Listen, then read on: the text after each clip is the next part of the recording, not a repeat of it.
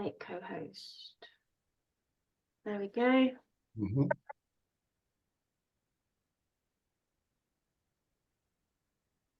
Okay, I'll do my introductions. I say we're recording for people who can't make an apologies for last week. I lost my voice during the course of the morning. I had a cold as well, actually.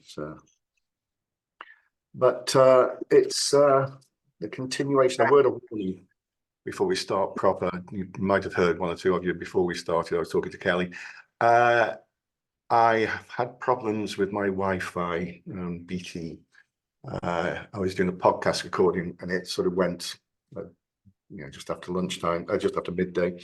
But I've got my 4G router Smarty as the backup, so it should be okay. It's been okay in the past, but if it does freeze, it'll only be temporary. And the worst happens.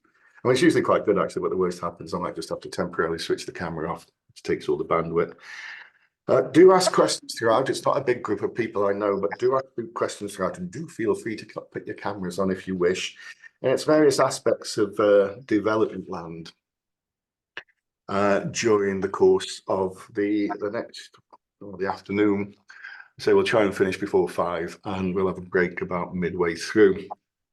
It's other things, ways of losing your land to development and to start off with, and then sort of ways of enhancing your land for development purposes at a later stage. And I've started off with something I was mentioned over the years in courses actually, and that's town and village green claims, and also something called the Growth and Infrastructure Act. You're not allowed to change the surface of a village green. You can't do anything which disturbs the locals and their enjoyment of land as a place for exercise and recreation. And over the years, it's become a good way for local pressure groups to stop developments dead in their tracks. So I'll start with that, and also the government's sort of attempts to extend the number of village green claims a few years back with the Growth and Infrastructure Act, which doesn't take too long. And I've also briefly mentioned it, it'll only be briefly, something about public open space. Because local authorities, parish councils for that matter, and part of the development is that you have to set aside some green space for the locals to carry out their nefarious activities. And it can, I say, when you dispose of open space, as authorities are wont to do, then it can cause all kinds of problems. There was an important Supreme Court case last year, actually, involving Shrewsbury Town Council and Shropshire County Council, when they were found wanting. So I wanted to mention that, but not massive detail. And I suppose the other ways of stopping land being developed we'll look at are rights to light. The world is crisscrossed with rights to light, and the vast majority don't show up on registers. They're easements, but they're based on 20 years user. As of right, without forced secrecy and permission, based on prescriptive rights and prescriptive claims. And whenever you're going through developments in sort of built-up areas, you really need to consider all the buildings receiving light through the windows and make, for the last 20 years, how much light you're entitled to. Well, there's sort of lights surveyors out there who make a living in relation to rights to light and nothing else. And another area I've looked at, not necessarily in the right order, in this order, another way of sort of delaying developments. I never thought it would take off when it came into force in 2012 in England, but assets of community value. There was a case a few years back, just before the lockdowns actually, but just before COVID, involving St Albans City Council in Hertfordshire. And it really hasn't taken off. I mean, I'm amazed it hasn't taken off, because it was a wonderful way of stopping developments. So we'll look at that in a bit of background in terms of assets of community value. We've got one person with a camera on. I suppose the other areas to look at in terms of enhancing development that I'll look at is overage and clawback. I did a course, I'm not sure if any of you are at it, in a 1 hour Zoom conference with Devon and Somerset about a month or so, 4 or 5 weeks ago. and about overage and clawback, and it's a more condensed version of that. I've got to say again, by way of introduction, I think there's too much overage in the world. Sometimes you need to impose overage. Sometimes people worry about being negligent, that they didn't impose overage, and then somebody gets planning permission for 50 houses or something. But it's when overage starts creeping in, and it does this in places like Devon and Somerset, but it's when it starts creeping into more everyday conveyancing houses with big gardens and small paddocks and the likes get overage. So we'll look back at that. In the last couple of pages, I've got one or two issues in relation to restricted covenants and development. I mentioned one or two cases in the commercial property update last Thursday morning. And again, I think one or two of you would have been at that. So there's a little bit of overlap between that, but not too much. I'll just draw your attention to things. So do ask questions throughout, and I say we'll have a break halfway through. If you're going to ask questions, do so used to the chat facility by now. So 4 years or more of this. Or by just unmuting yourselves. But if you do unmute yourselves, just remember to mute yourselves later. I'm still getting people just not realizing they've unmuted themselves and saying things that they shouldn't. The best ever was when a woman in the early days of these courses online unmuted herself, and in a deep voice she said, "Hello, gorgeous." And I convinced myself she wasn't talking to me. No one's going to explain, no one's going to persuade me otherwise. It's the moustache. But anyway, how to avoid village green claims and what are village green claims? A few years ago, it became an incredibly significant way of stopping developments from the largest to the smallest. And I've mentioned the Commons Act, when can you register what becomes a village green? And again, it's important because you can't change the surface of a village green. We'll see it shortly, but there's some Victorian legislation, with criminal offences attached to what people do and do not do on the village green. So I've quoted from section 15, when can village greens applications with the council, the county or the unitary, be registered. And it's when the first A and B in the italics on page 1 of the notes, it's a significant number of the inhabitants of any locality or any neighbourhood within a locality have indulged as of right in lawful sports and pastimes, and they do so for at least 20 years. It's a prescription claim. Prescriptive period for village greens is 20 years. And they continue to do so until they make an application with the council. Or secondly, the third A, B, and C is a bit out of date now. It's a bit sort of transitional provisions which are on their course. But the second A, B, and C, a significant number of the inhabitants of a locality have indulged in lawful sports and pastimes for at least 20 years. They stop doing so before they make the claim. And they've still got 1 year or 2 years in Wales. The law's different in England and Wales, as in so many areas. It used to be 2 years in England, but it changed in 2013. It's 1 year before they make the claim. So you could buy a piece of land, for instance, intending to develop it. There's no village green registration at the moment, which you should easily be able to find out. There's no pending application to register a village green.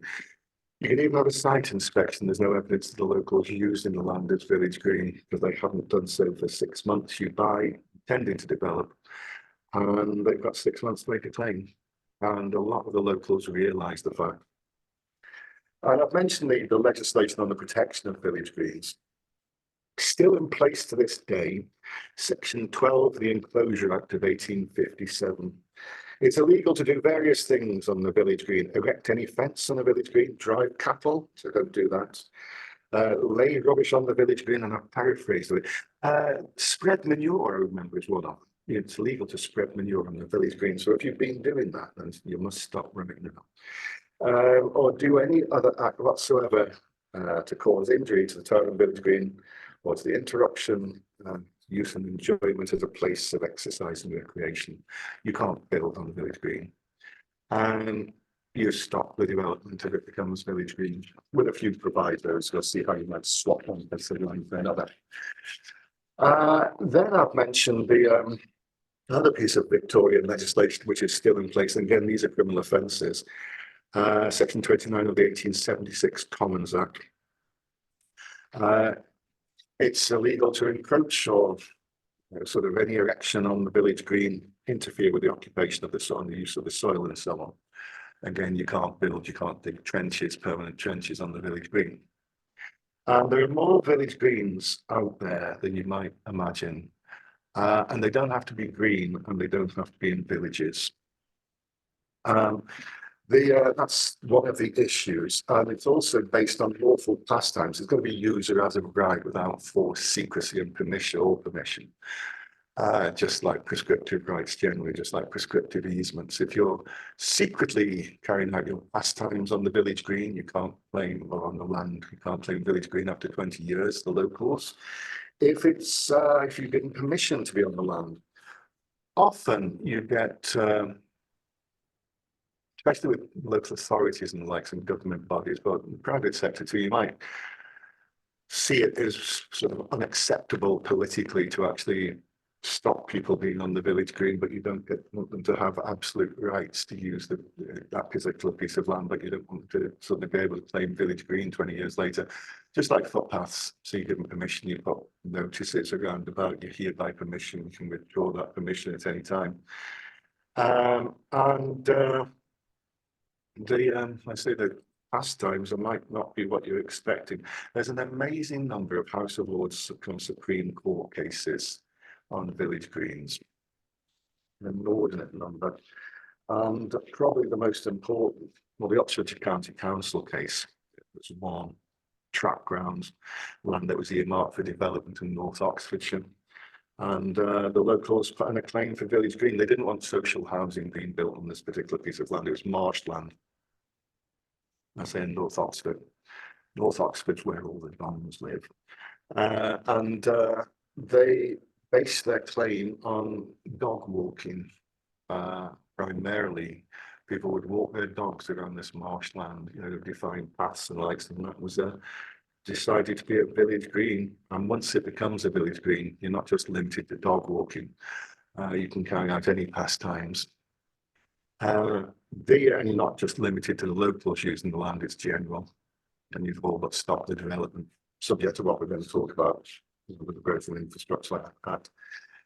I've seen so many claims for village greens over the years, so many, and most of the vast majority somewhere will include dog walking as a lawful pastime.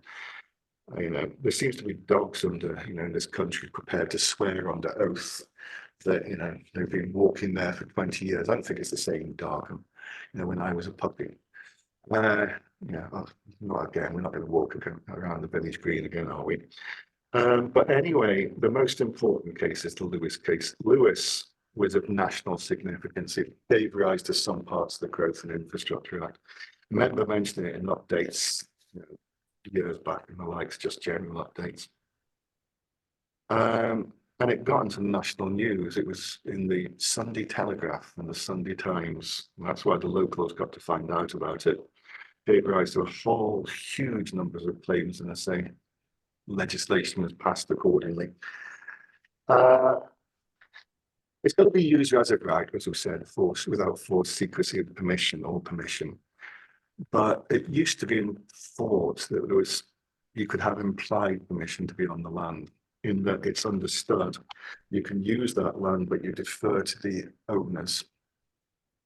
You can't be on that land if the owners are using the land for some purpose. And in this case, it was a golf course in the northeast of England, Cleveland golf course. The local authority were the freeholders, but they granted leases to Redcar and Cleveland. The Cleveland Golf Club, which had been there since the 1920s. Apparently, if you talk to people from the area, I'm not a golfer, but if you talk to the people from the area, it was a well-known established golf course. And a few years ago, the council terminated the lease because they intended to, it was 120 acres of site, but they intended to transfer and intended to develop about 18 acres of this site. They, in conjunction with Persimmon, fairly large development, going to be 300 houses on this 18 acres plus a bit of neighbouring land and various ancillary units as well. And it was 4 of the locals who objected to this. I mean, 4 people, it's got to be a significant number of the locality of the inhabitants in the locality or neighbourhood. And 4 is not a significant number. But if you've got 4 dedicated people who don't want to lose their golf course and see a sort of housing development there, they'll get enough people to sign something saying that, it's 5% of the locals or whatever, and that's significant. Depends on what the locality is. If there's only 4 houses there, significant numbers, 2 of them. But they apparently put an advert or something in the local fish and chip shop. This is the way you do it. Come and sign, save our golf course, stop the development by pursuing. And they got various numbers. And that was it. They put an application for, Lewis put an application for Village Green. Lewis was a former squadron leader. Always troublemakers. But anyway, they put in this application and eventually it got to the Supreme Court. And they based their claim on various pastimes. It's not just things like football and cricket and rugby that give rise to Village Green claims. They based it on dog walking yet again, but also blackberry picking, a famous sport, which I think the British excel in, the Paris Olympics. I think we're in for a winner there. But also non-linear walking. You might wonder what non-linear walking is. Well, we've all had nights like that, but not going from A to B, not following a defined path. If you're just walking along a defined path, one day it might become a public footpath or an easement, a private easement, but it can't become a village green. But if you're ambling around with your dog, picking blackberries without a care in the world, it can become a village green. And as I mentioned, it used to be thought that there was the idea that, you could have implied permission, in which case it can't be a village green. And the Supreme Court said there was no such thing. The idea being that it's understood that we let you walk your dogs on the golf course, but if there's a golf match going on, you don't just turn up on the 18th hole with your dog. And the Supreme Court said there was no such thing as implied permission. And it got in the press, and that became the way of stopping developments. And it has to be said on the camera. The problem is, currently at least, there's legislation that's never come into force that makes it free to make a village green application. And it costs tens of thousands of the councils to have public inquiries, and takes a lot of time. I remember coming across one, we'll move on a bit in a minute. It was surveyor at the local authority in Mansfield and Nottingham. She told me the story years back. That he was, the council wanted to sell a playing field for development, and not a school playing field, just a sort of playing field in a town. School playing fields need the Secretary of State's consent, but not here. And they wanted to sell this for development. And the locals objected and put in a village green claim. So the surveyor for the council told me he was told to go round one evening unannounced and see if the locals, there was any evidence of them using the land as they were claiming for their pastimes. And he told me he turned up in the middle of a thunderstorm, but somebody had obviously tipped off the locals as to the fact there was somebody turning up. So he turned up in a thunderstorm and somebody was having a picnic. And as he wandered around this playing field, all these spontaneous events occurred. Some jogger ostentatiously runs by, hello, and dog on a skateboard goes flying past, and Morris dancing spontaneously starts. It took them 4 years to throw out the claim, by which time the market turned for the worse, and the developers didn't want it anyway. And another few cases, again, not every last one. I don't want to spend too long on these things. There's a couple of ancillary areas as well. Alloway in Oxfordshire County Council, again, this is Farringdon, the area on the edge of between Oxford and Swindon. And it was a 14-acre field that they were looking at selling off for development. The county council weren't the owners, they were the registering authority. They locals claim this was a village green based on 20 years user as of right for various pastimes. And the pastimes there were the ubiquitous dog walking and non-linear walking. So imagine how many people do non-linear walking, kite flying, chilling out and lounging around, and egg rolling. Yeah. Apparently they had an egg rolling contest to roll down this slight incline their eggs once every 2 years.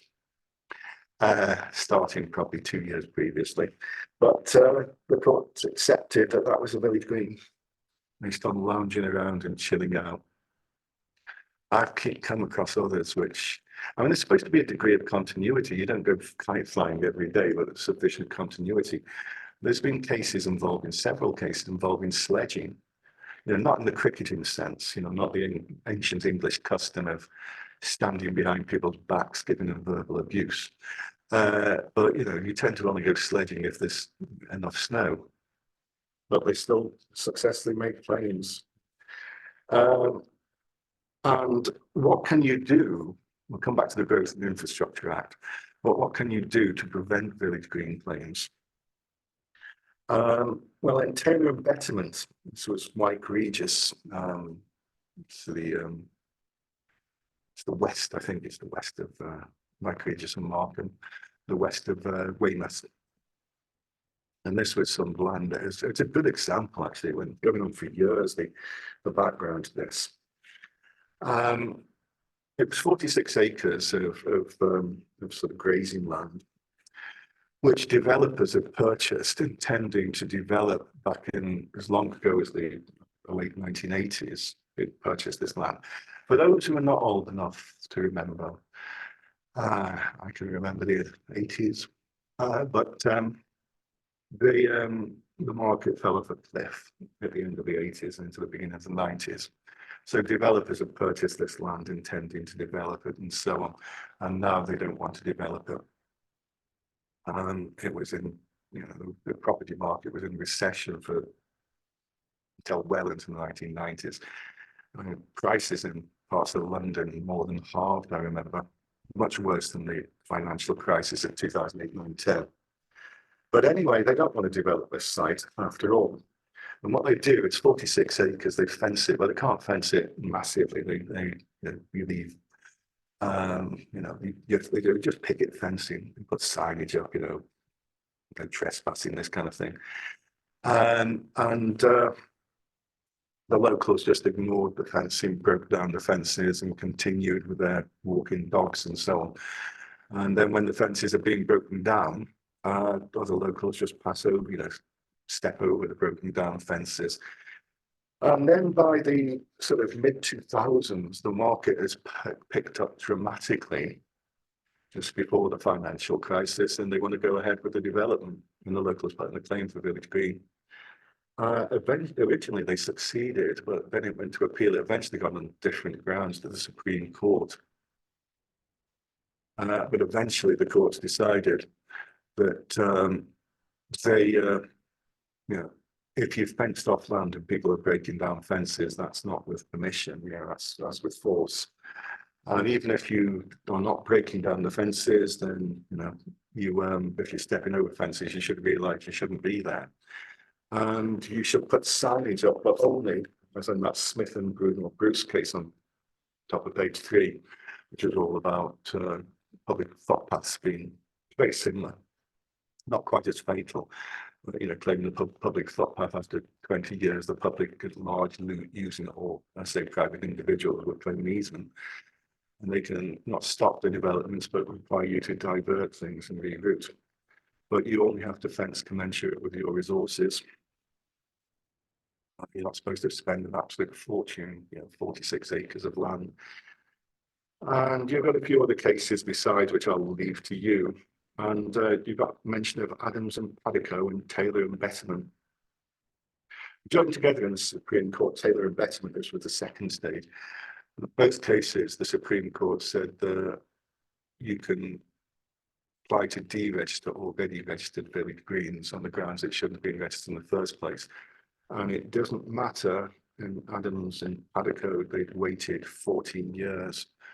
The fact that you waited a long time, or payload betterment was 4 years before you make an application to deregister is a factor to take into account. But if the nobody's been prejudiced, if you like, as they hadn't been, then it can be deregistered, and they were. I better mention the note actually in set notes.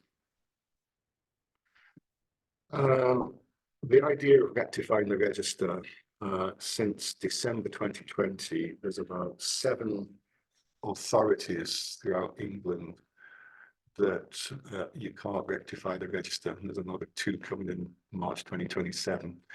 Amongst the 7 authorities is where you can't be rectify the register once there's been registration anymore, are Devon and Cornwall. Devon County, not the unitary, it's not Torbay or Plymouth.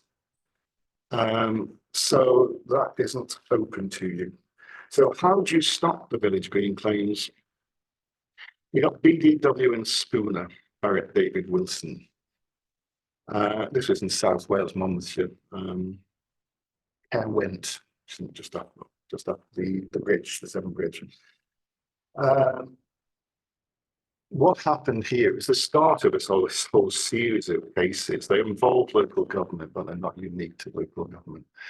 Well, you know, some of them are, but if you're dealing with local government, if I was dealing with a local authority, of course, I'd spend a heck of a lot of time on this, but I won't. The local authority appropriated the land under the Town and Country Planning Act, Section 233. You can appropriate land for planning purposes, or have it vested in the local authority for planning purposes. What they then do is sell off to Barrett's. We're going to build this housing development. And they court basically looked at putting the claim for Village Green. The court decided that the Town and Country Planning Act trumps, if you like. There's also provisions in the Local Government Act allowing the same thing, but it trumps the Village Green claim. It's incompatible with statute. So a local authority can either have the land vested in them for planning purposes or have it appropriated for planning purposes. Then they don't have to do the development themselves. They sell to people like Barrett's, and Barrett's do the development, minus the Village Green. And there's a housing development there right now. That was taken further in the Barkas case, North Yorkshire. A bit of specific law. It was recreation ground next to a council estate in Whitby, North Yorkshire. And there's provision in what's now Section 12 of the 85 Housing Act that basically says that the local authorities can maintain things like recreation grounds and also shops and other businesses if they're in connection with housing. And the court decided that if it becomes a village green as a playing field again, recreation ground, then that can't happen. You know, the local authorities will not be able to maintain the land as they would wish. And again, that trumps the provisions. Then came a case called Newhaven Port in East Sussex. This wasn't a local government one. Newhaven Docks in East Sussex. It was a development case, actually, bizarrely. It wasn't housing or anything like that. It was a huge development, the expansion of Newhaven Port on the Sussex coast. And there was all this land, the land with the port and the Port Authority land, got its own legislation. That famous thing, I'm sure you've got a copy resting by you right now, the Newhaven Harbour Improvements Act of 1847. There's an 1878 one as well, if you're interested. And the Harbours, Docks and Piers Clauses Act of 1847, which allow the Port Authority to, it requires them to maintain and improve the site. That also allows them to pass bylaws. And they pass bylaws that dogs must be kept on a lead, and no bonfires, take your litter home with you. And in this particular piece of land, there was a spit of land into the sea, into the English Channel. And for years upon years, it was the only sandy bit of beach in that part of the coast. And for years upon years, the locals have been bathing, sunbathing there. They've been swimming off this sandy spit of land. Some of it was underwater 90% of the day. And New Haven Port Authority wanted to vastly expand the port. And the locals claimed it was a village green based on their pastimes, sunbathing and bathing. Eventually it got to the Supreme Court, and the Supreme Court said that a beach could be a village green. There have been a few beaches in Cornwall that have been registered as village green, including, well, there was attempts, I should have checked what was the final stages of that, but they attempted it on Carlisle Bay, if you know that, near St Austell. Used to do courses in the Carlisle Bay Hotel on a regular basis. You used to have this hideous 1960s buildings on it, which have now been sort of redeveloped into other things. But there were attempts to delay that. That was going on for 20 odd years trying to delay that.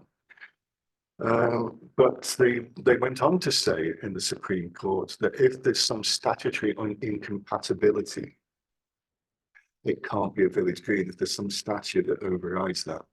And if it became a village green, you wouldn't be able to sort of develop the port of land, and so therefore it can't be a village green.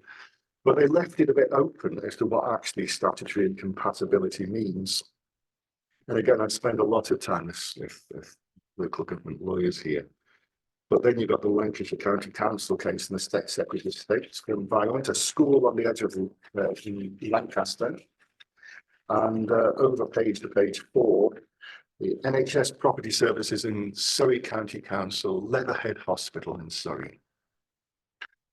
And both of them had pieces of land that were owned by, the school and the Education Authority or the hospital and NHS Property Services. And both of them were ripe for development. And on both of them, the locals claimed it was a village green based on the normal kind of dog walking and the likes. And eventually it got to, the Supreme Court. So I was amazed at the Supreme Court decision in the end of 2019. It didn't percolate through that, actually, because it's just before Christmas, and then a few weeks later we had all the lockdowns keeping us occupied.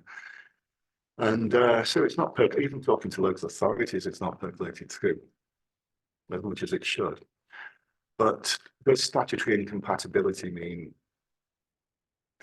we wouldn't be able to fulfill our functions if it became a village green, or does it mean that land's held through statute?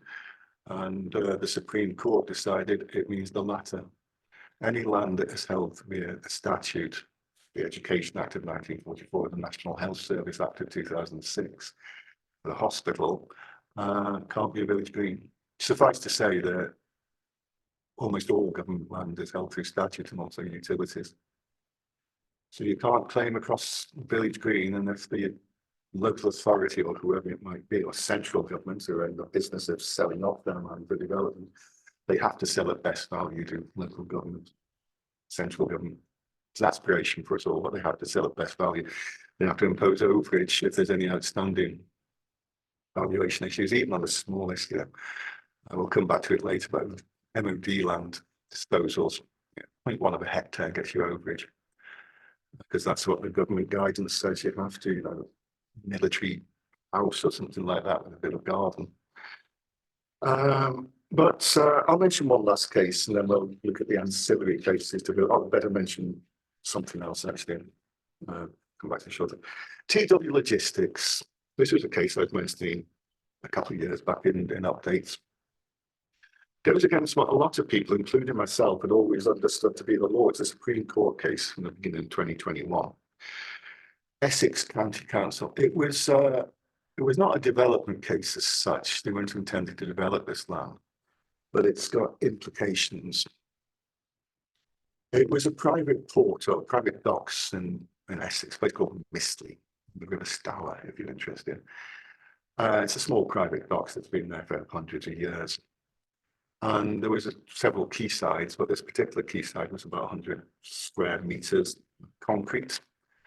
The reason the case arose is because locals used to congregate there.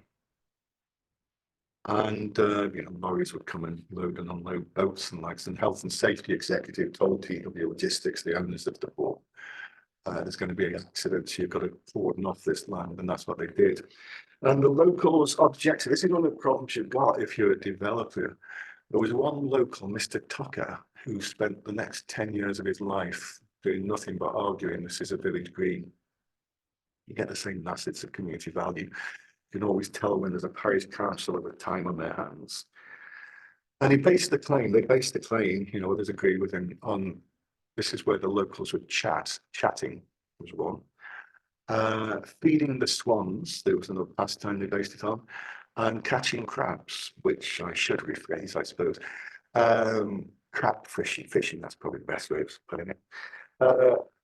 And the TW Logistics argued if this becomes a village green, we may as well pack in because it was always assumed you can't drive vehicles across the village green.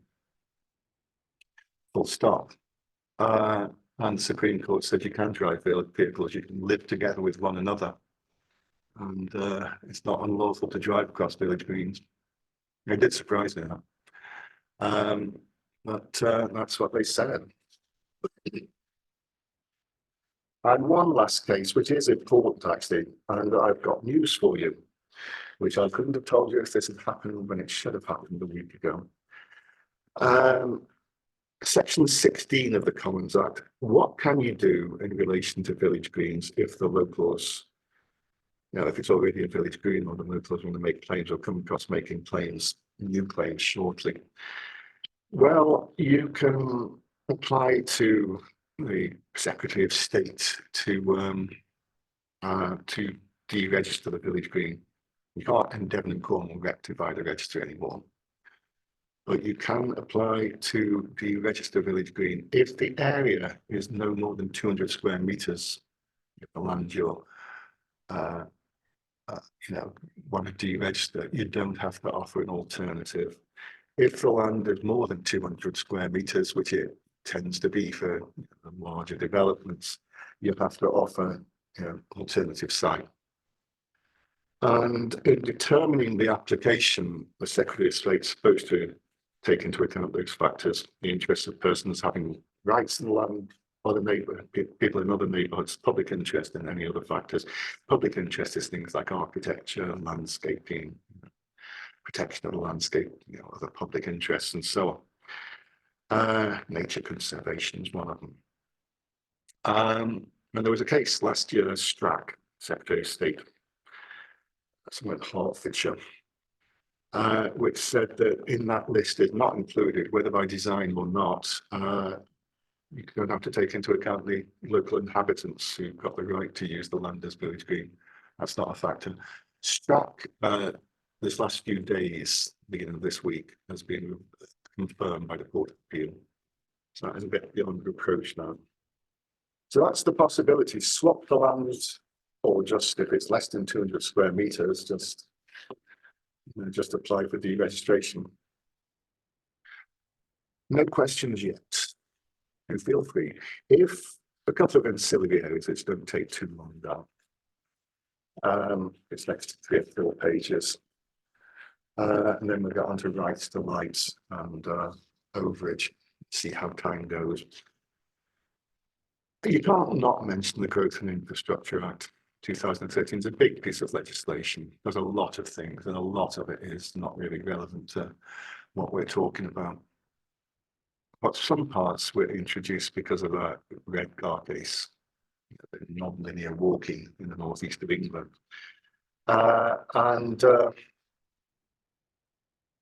Two provisions. There was one provision, section 14, which allowed local authorities to charge the village green applications, but that's not enforced. But what did come into force is section 15. It's similar if you come across, it's not just similar, it's the same as section 31, subsection 6 of the Highways Act of 1980, which basically says, how do you stop people claiming So the public rights and likes, based on 20 years user. And the answer is, well, you can either bar people's use of the land before 20 years is up, which you might feel politically unacceptable, or you can just lay a statement of map in front of the council, which basically, as long as the application is made before the 20-year time period is up, stops people acquiring public rights of way. Well, you can do the same nowadays since 2014 in relation to village greens. You can lay a statement and plan which takes away user as a right. It only lasts, any registration lasts for 20 years, which is obviously not an issue quite at the moment, but one day will be. That's the first way. One problem I've seen with that, if you've got potential development land, you make sure that you've made a statement and plan, and it should show up on people's searches. The local authorities should keep a list of all the applications. They can charge for it. It depends so much on which local authority you're dealing with. From 300, I've seen, to 900 pounds per application. So you can do that. One problem with that is that you might just encourage the locals to make the claim and argue we've already got the 20 years user. Obviously, if you fence the land up, beforehand, that's another thing. You can fence off the land.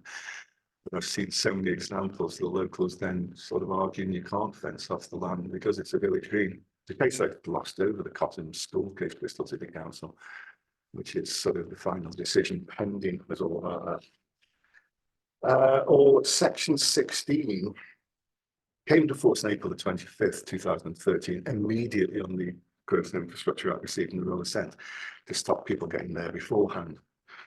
But Section 16 and Schedule 4 of the, it was amended subsequently. But basically, if a certain trigger events occurred, you can't make a village green claim. It's too late. You might have had all the rights in the world, but you can't make a claim. And there's some quite specific areas, but basically publication of a planning application or adoption of a draft plan or development plan or neighbourhood plan. Once that's happened, once a planning application is being published or it shows up in the development plan or draft plan, you can't make a village green registration. If there's then a terminating event, you lose your planning application, you fail in your application, or the draft plan doesn't go to fruition within 2 years, or it ceases to be part of the development plan, then the locals can make a claim. People thought, I was talking to somebody from Surrey County Council about this, because people thought this was going to stop all the village greens claims. It's to some extent stop certain types, but it's also encouraging them. People are thinking to themselves, well, before they make the, publish the planning application, let's make a village green claim. But we've had a case site, Wiltshire County Council, Cooper Estates, housing development, Royal Wootton Bassett, you have to say Royal in the front of it. There was a housing development, but there was a triangular piece of amenity land in the middle of it, which was right for development. And it didn't make clear whether it was part of the development plan or not. And the court decided it was part of a general plan. If you've got housing or potential housing all around about, that's part of the development plan as well. It can't be a village green. And they also said that, the development plan basically shows you've got a potential for development there. It's not the same as a probability of development. If it's in the development plan, it doesn't mean to say it's going to actually, more likely than not be developed, but that's still enough to have any kind of potential for development, which limits the claims quite a lot. I don't know if you're doing anything in Wales. I'm not sure if I mentioned last week, Wales and England. I was in Swansea on Monday, just about got my voice back in time. But Wales and England are getting increasingly different, not so much in commercial leases, but everywhere else. Planning is getting very different. I do know of enough firms in England who have stopped doing conveyancing in Wales because of the differences. I know one firm told me in Durham they've stopped doing conveyancing in Wales, and you're going to come unstuck if you just do the occasional thing. But unfortunately, They took on a big property portfolio in Pembrokeshire because they didn't realise it was in Wales. So as well as everything else you need to know, as well as needing to know about climate change and property law, and if you're a residential conveyancer with new residential inquiries, which are bigger than the CPSEs, you're supposed to know all about well, building safety and be a surveyor and structural engineer as well. But you need to know a bit of geography as well. So you need to know where England and Wales are. But if I was just doing occasional work in Wales, I'd stop doing it. But in Wales, I think they've got it wrong. There's a Planning Wales Act. And in England, once you publish your planning application, it can't make a village green claim. In Wales, it's when planning permission is being granted. So you publish your planning application, you can bet for certain that the locals will make a village green claim. Anyway, briefly, and only very briefly, it's really because of the day case at the bottom of the page 8, that I've mentioned this public open space. Again, this is not just local government, this is local government disposing to developers and the likes as much as anything. And part of planning policy guidance is that when you are disposing of land, if you're going to build X number of houses, you have to set aside some public open space, which gets vested in either the council or the parish council, or not, as the case may be. One of the big problems at the moment is a lot of this open land is not vested in councils and the likes, and you have to set up management structures to deal with maintenance costs and the likes, and set up rent charges, and no one has a clue what actually is a rent charge and what not. I'll say it now, I'll put my pitch so you can vote for me in the next election. We've got this leasehold and freehold reform bill going through Parliament. Yes, and doing this, that, and the other. Not changing estate rent charges. Consciously, they decided to keep the law. I wish they'd tell us what an estate rent charge actually is, because there's so much doubt about whether things that called estate charges are. But if they wanted to do something useful in Parliament, they could just have some legislation the government could introduce that says positive covenants can be enforceable against third-party purchases and freehold land and not just leasehold. And that would solve a lot of the problems. You'd still need management and things, but it would solve a lot of the problems.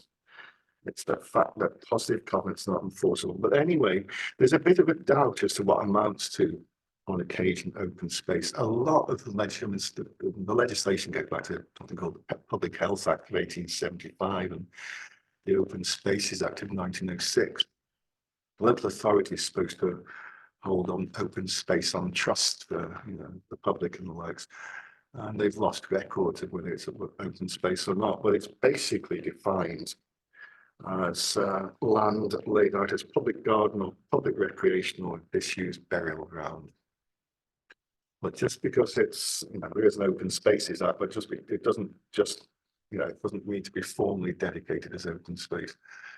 I've come across councils and coastal areas where they didn't realise it was open space, because the problem is, if you're going to dispose of open space, it's on the top of the page there, section 1232A of the Local Government Act and Town and Country Planning Act, section 2334, then you have to advertise in the local press 2 weeks, 2 consecutive weeks.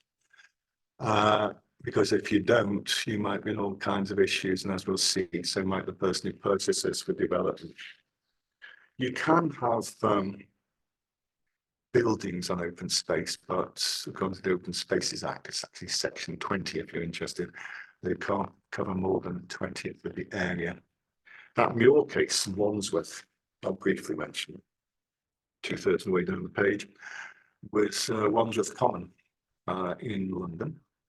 And it wasn't a development case again as such, but they had one building on the common, less than a 20th of the whole area, which the council wanted to, but basically they wanted to grant a 15-year lease to somebody who was going to run a sort of nursery school there. And Wandsworth Common, like a lot of this land, is open space. And they basically it's open space, and the court decided that once it becomes open space, it must be open to the public, and that includes the buildings. So it can't have a 15-year lease for the nursery school then, because the public at large would have rights of access or have to have rights of access, and that's not a very good idea. That Galaxy land case was in Durham. It was sort of playing fields, and it was a big piece of land, huge piece of land, playing fields and the likes, and sort of large numbers of football pitches and this kind of stuff. And the council were going to sell it conditionally to various developers. It was going to be developed into 2,500 houses. That is a big development. But the locals successfully claimed that this was open space. We've got to advertise in 2 consecutive weeks of local newspapers and listen to what any of the locals have to say. But why it became really significant last year in the world of development and other areas besides is that day in Shropshire. I mentioned this in the intros. Shrewsbury Town Council owned this piece of land in Shrewsbury, and they were going to, well, they sold it to developers with planning permission for 15 houses. And one local objected this piece of land as open space, and the actual sale had gone through. And they object, one look at Dr. Day, who objected to all this. He sounds like a bit of trouble, Dr. Day. I do know of a solicitor in Hereford who tells me, I don't do this by the way, but they always check their client's job before they quote, because they've got a list of jobs where you add to the quote because they know there's going to be trouble. And doctors are up there, teachers, and I have to say, in defence, fellow lawyers and people whose children are doing law degrees, they're in trouble. But anyway, set aside, there's provision in, you've got to advertise, it's a bit of a green, it's open space, you've got to advertise in the press. They didn't. But there's provision in section 128, subsection 2 of the Local Government Act of 1972 that says basically if you exchange, well, if you complete on the land, not just exchange, but if you complete on the land, then the purchaser is not concerned whether the local authorities advertised in the 2 local newspapers. Therefore, the Court of Appeal decided that it doesn't matter, they can still build the 15 houses. The Supreme Court said you might have purchased the land successfully, but you've purchased a piece of open space, if that makes sense. It doesn't detract from the nature of the land as being open space, so you can't build on it anyway. I know what happened subsequently. The town council, Shrewsbury Town Council, have agreed to buy the land back at the same price, and apologise to everybody around for not knowing this. So be careful with that. Again, if you're buying, I say I've come across a lot of local authorities who don't know it's green space. If you're getting disposals from government bodies, local authorities. But I'll mention this side of the break. We'll have a break in 15, 20 minutes. Still no questions. But rights to light.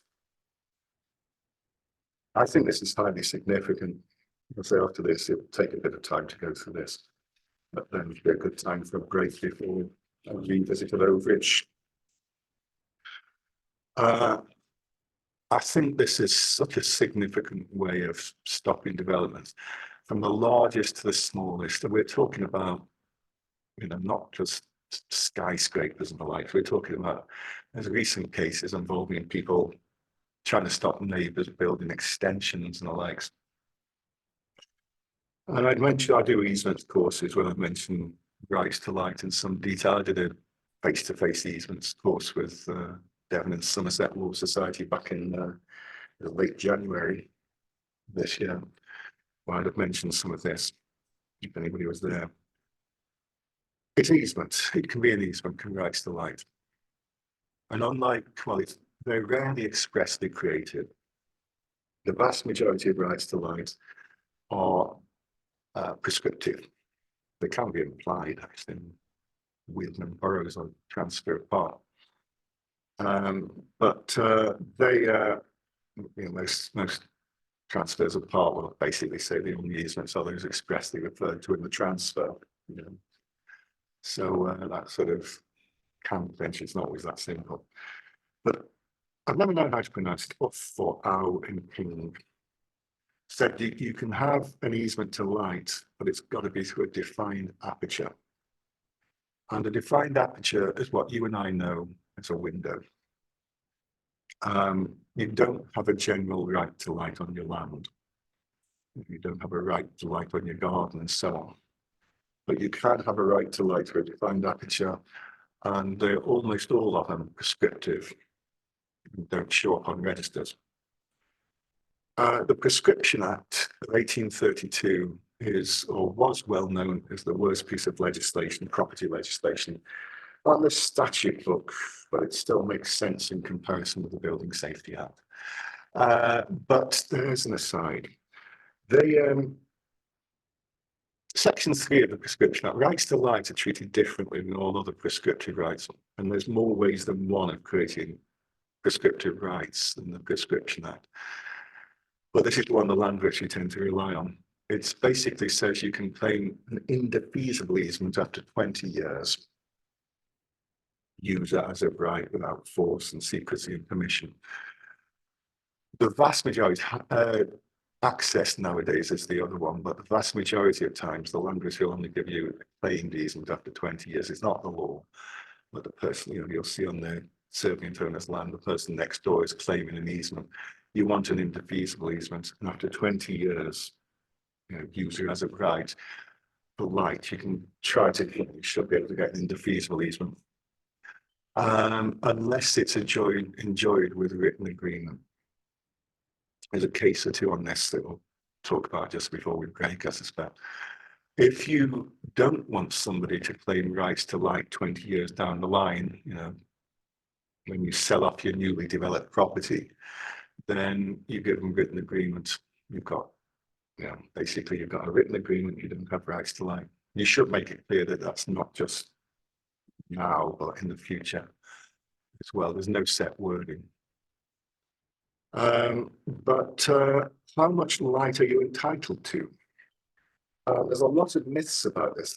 As I mentioned beforehand, there are surveyors who specialize in the rights to light and nothing else. And a lot of it is down to surveyors' work. There is actually a protocol that they've just introduced to the Royal Institution of Chartered Surveyors, which hasn't really got much of a bearing in the law, but as to how you should deal with rights to light and approach neighbours if you're going to build and so on. But I'd leave that down to the surveyors. Colton Hung and Colonial Stores case, a House of Lords case from the 20th century, said that the test is what's left if you're blocking somebody's light by your building, is what's left enough to easily enjoy the land. It's not what's taken away that's an issue, it's what's left over. And a lot of people think there's a sort of 45-degree rule. If it's, if the light is split, is less than 50%, if you like, coming through your windows, that's actionable by way of an injunction, damages. There's no such thing as a 45-degree rule. Not in terms of the law, but the surveyors will take that into account. But how much light you need in your building depends on what you're doing in the building. So, for instance, a warehouse doesn't need much light. You might have windows in the warehouse, and you can substantially block the light. An office in the city centre is probably artificially lit most of the time, so you can block the light through the office windows more than you could probably do, but certainly do in a house. Newham and Lawson said a church does not need as much light as something like a house. If you can block the light through the church windows. But if you want to know, this is what I mentioned in the easements courses, if you want to know how to stop development near you, if you're interested how to make a bit of money for yourself, this is it. People think I'm joking about Allen and Greenwood. This is actually what happened. In Alnwick Greenwood, it wasn't building nearby. They had a greenhouse on their side of the boundary, but right close to the boundary. And the neighbours wanted to put a fence which would block the light substantially through the greenhouse. Large fence. Could have been a building, but it wasn't. And the court decided that greenhouses need lots of light. So you can substantially block the light through the greenhouse windows. And it's like the overage you never have to pay for. You have a greenhouse on the boundary for 20 years, and you can potentially stop development, certainly the height of the development nearby. Because I'm here in my abode on a typical sunny Cheshire day. And I can see you can't, but I've got greenhouses right round my boundary. My boundary is greenhouses, and no development near me without my say so. That's not true. I have got one greenhouse, and that is true. I don't use it. I inherited, well, it came with the house, basically. But but here's the thing. It's on a rail, and it slowly goes around the boundary. 24 hours for a circuit, sort of clockwise, following the sun, and no development near me, and some wonderful tomatoes. I was thinking about patenting the idea actually, so I'll perhaps get some money from the dragons. Yeah, my greenhouse on rails to stop development, overage you never paid for. Good idea, I think. If you want in on it, let me know. And you've got a few other cases. How do you stop people claiming rights to light? And I'm amazed that this isn't used more than it is. It's again the inset in the middle of page 10. It's a sort of bit of a, well, once in a blue moon kind of thing. What you can do to stop people claiming rights to light and stopping you developing. I say if you're on the initial development, you can always give written agreement. But you can also you can put a fence up on your side, the boundary, before they've got 20 years use. That's another thing, a big fence. That's what I've done with my neighbours, actually.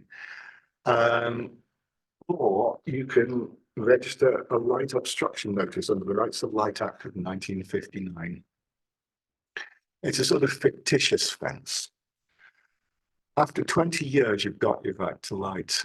But if you're going to have a break in the claim, if you like, it's got to be for a year. If you interrupt, it's going to be without interruption.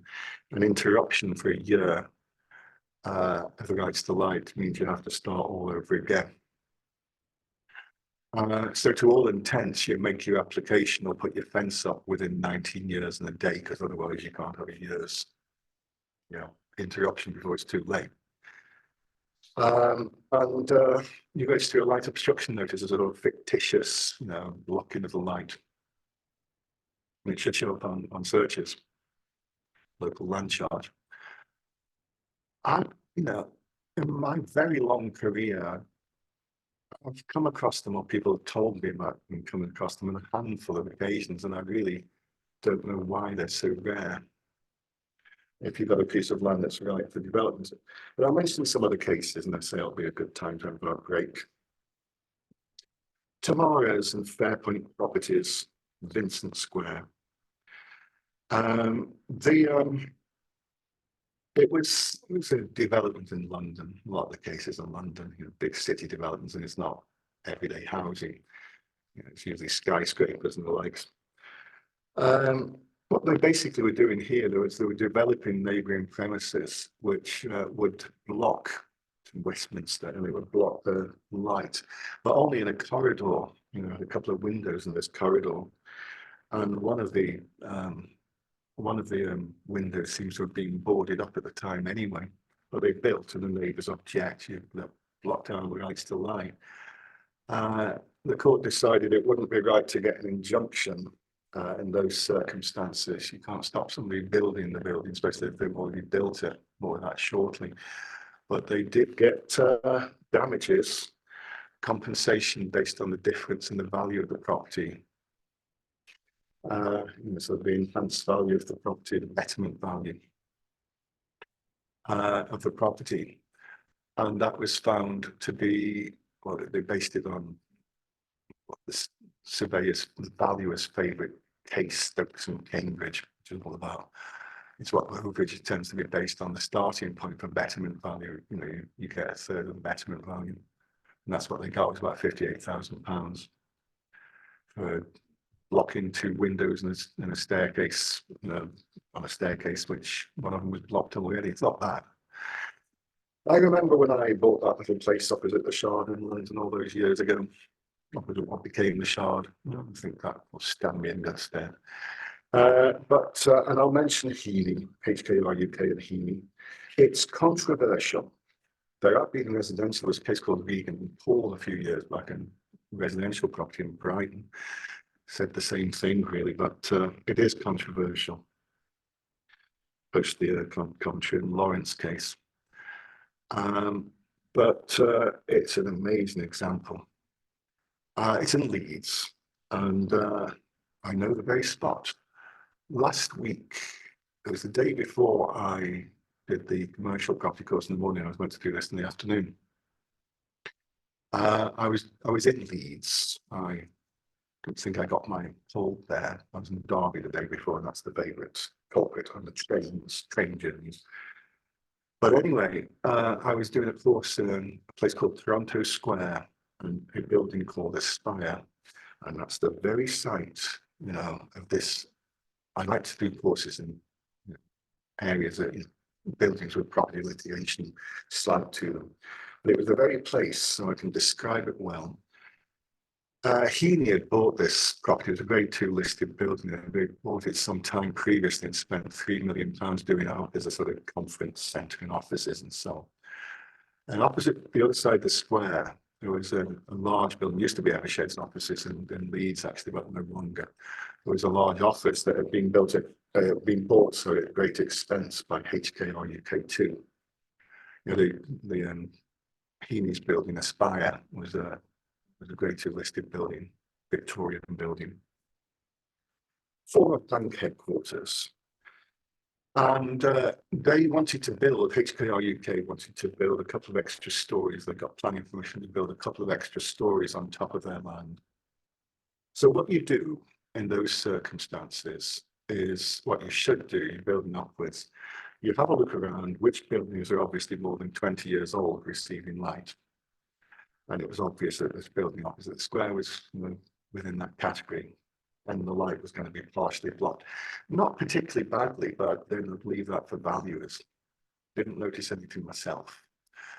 But they said it was in a strategic place. It was going to be blocked where you entered the premises and so on. So what they did is offer, you know, they build into the purchase price the fact that they're going to have to offer people money to surrender their rights to light.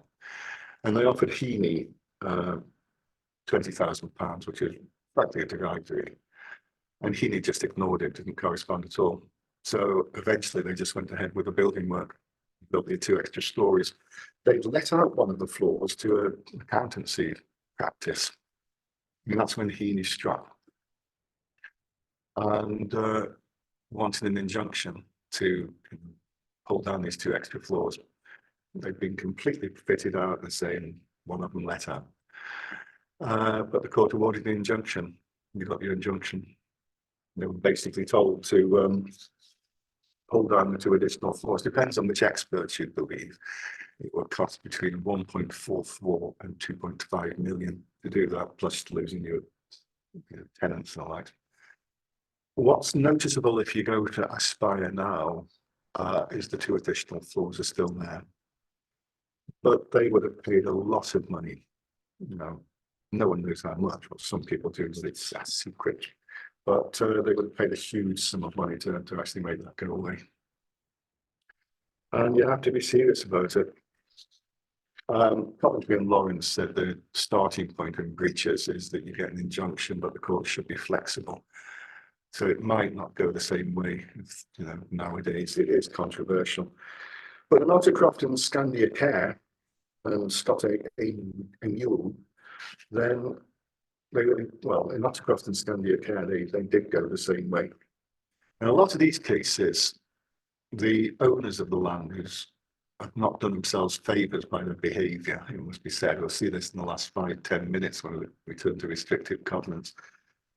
But it was in High Wycombe, and it was a commercial premises. It was a cafe with rights to light at the back, and next door is mixed use, actually, flats with offices down below, Scandia Care.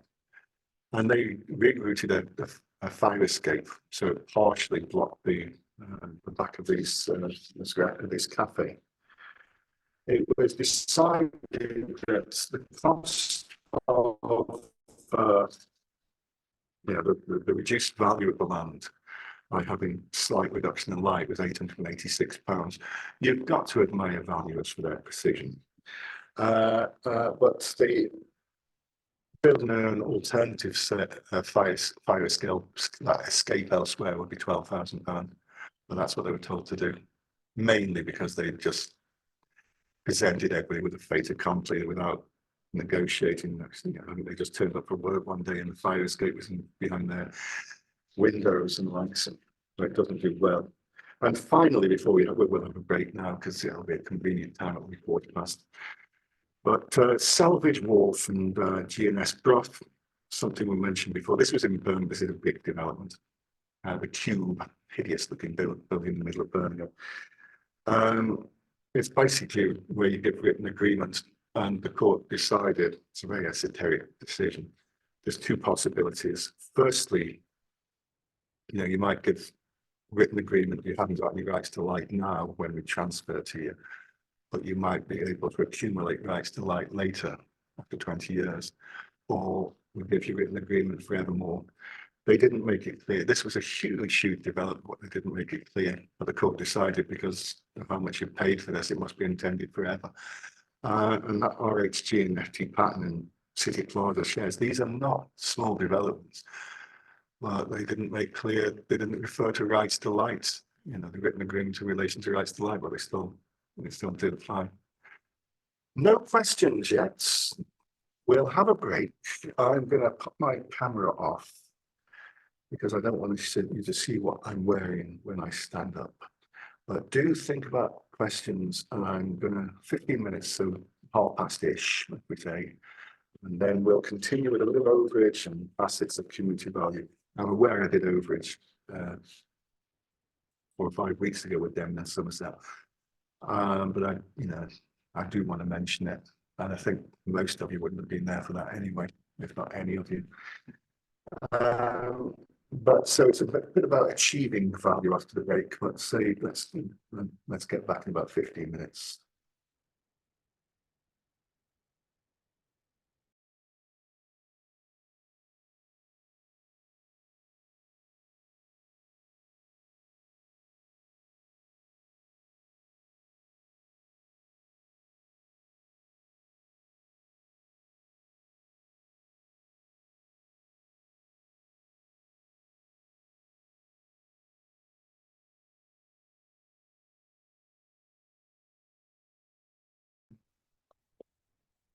Thanks.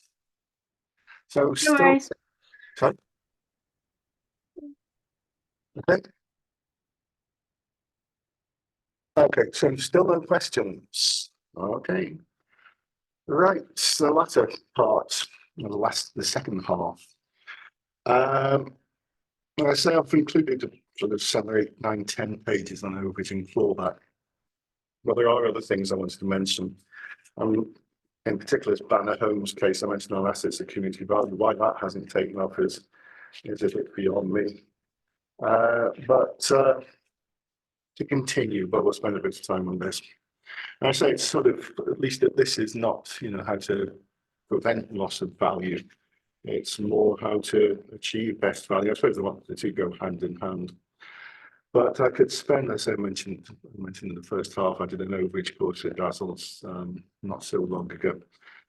I could spend the whole day on overage and clawback if I particularly wanted to, but you probably, well, not listen at all. But it's you can make it as complicated as you like, and there's some far too complicated overage clauses. I think I can understand why it's there in the large disposals and the agricultural disposals and the likes. A lot of it tends to be agent-led. It is when it creeps into the houses with big gardens, well, not so big gardens on occasion, the houses or paddocks. A lot of it's agent-led.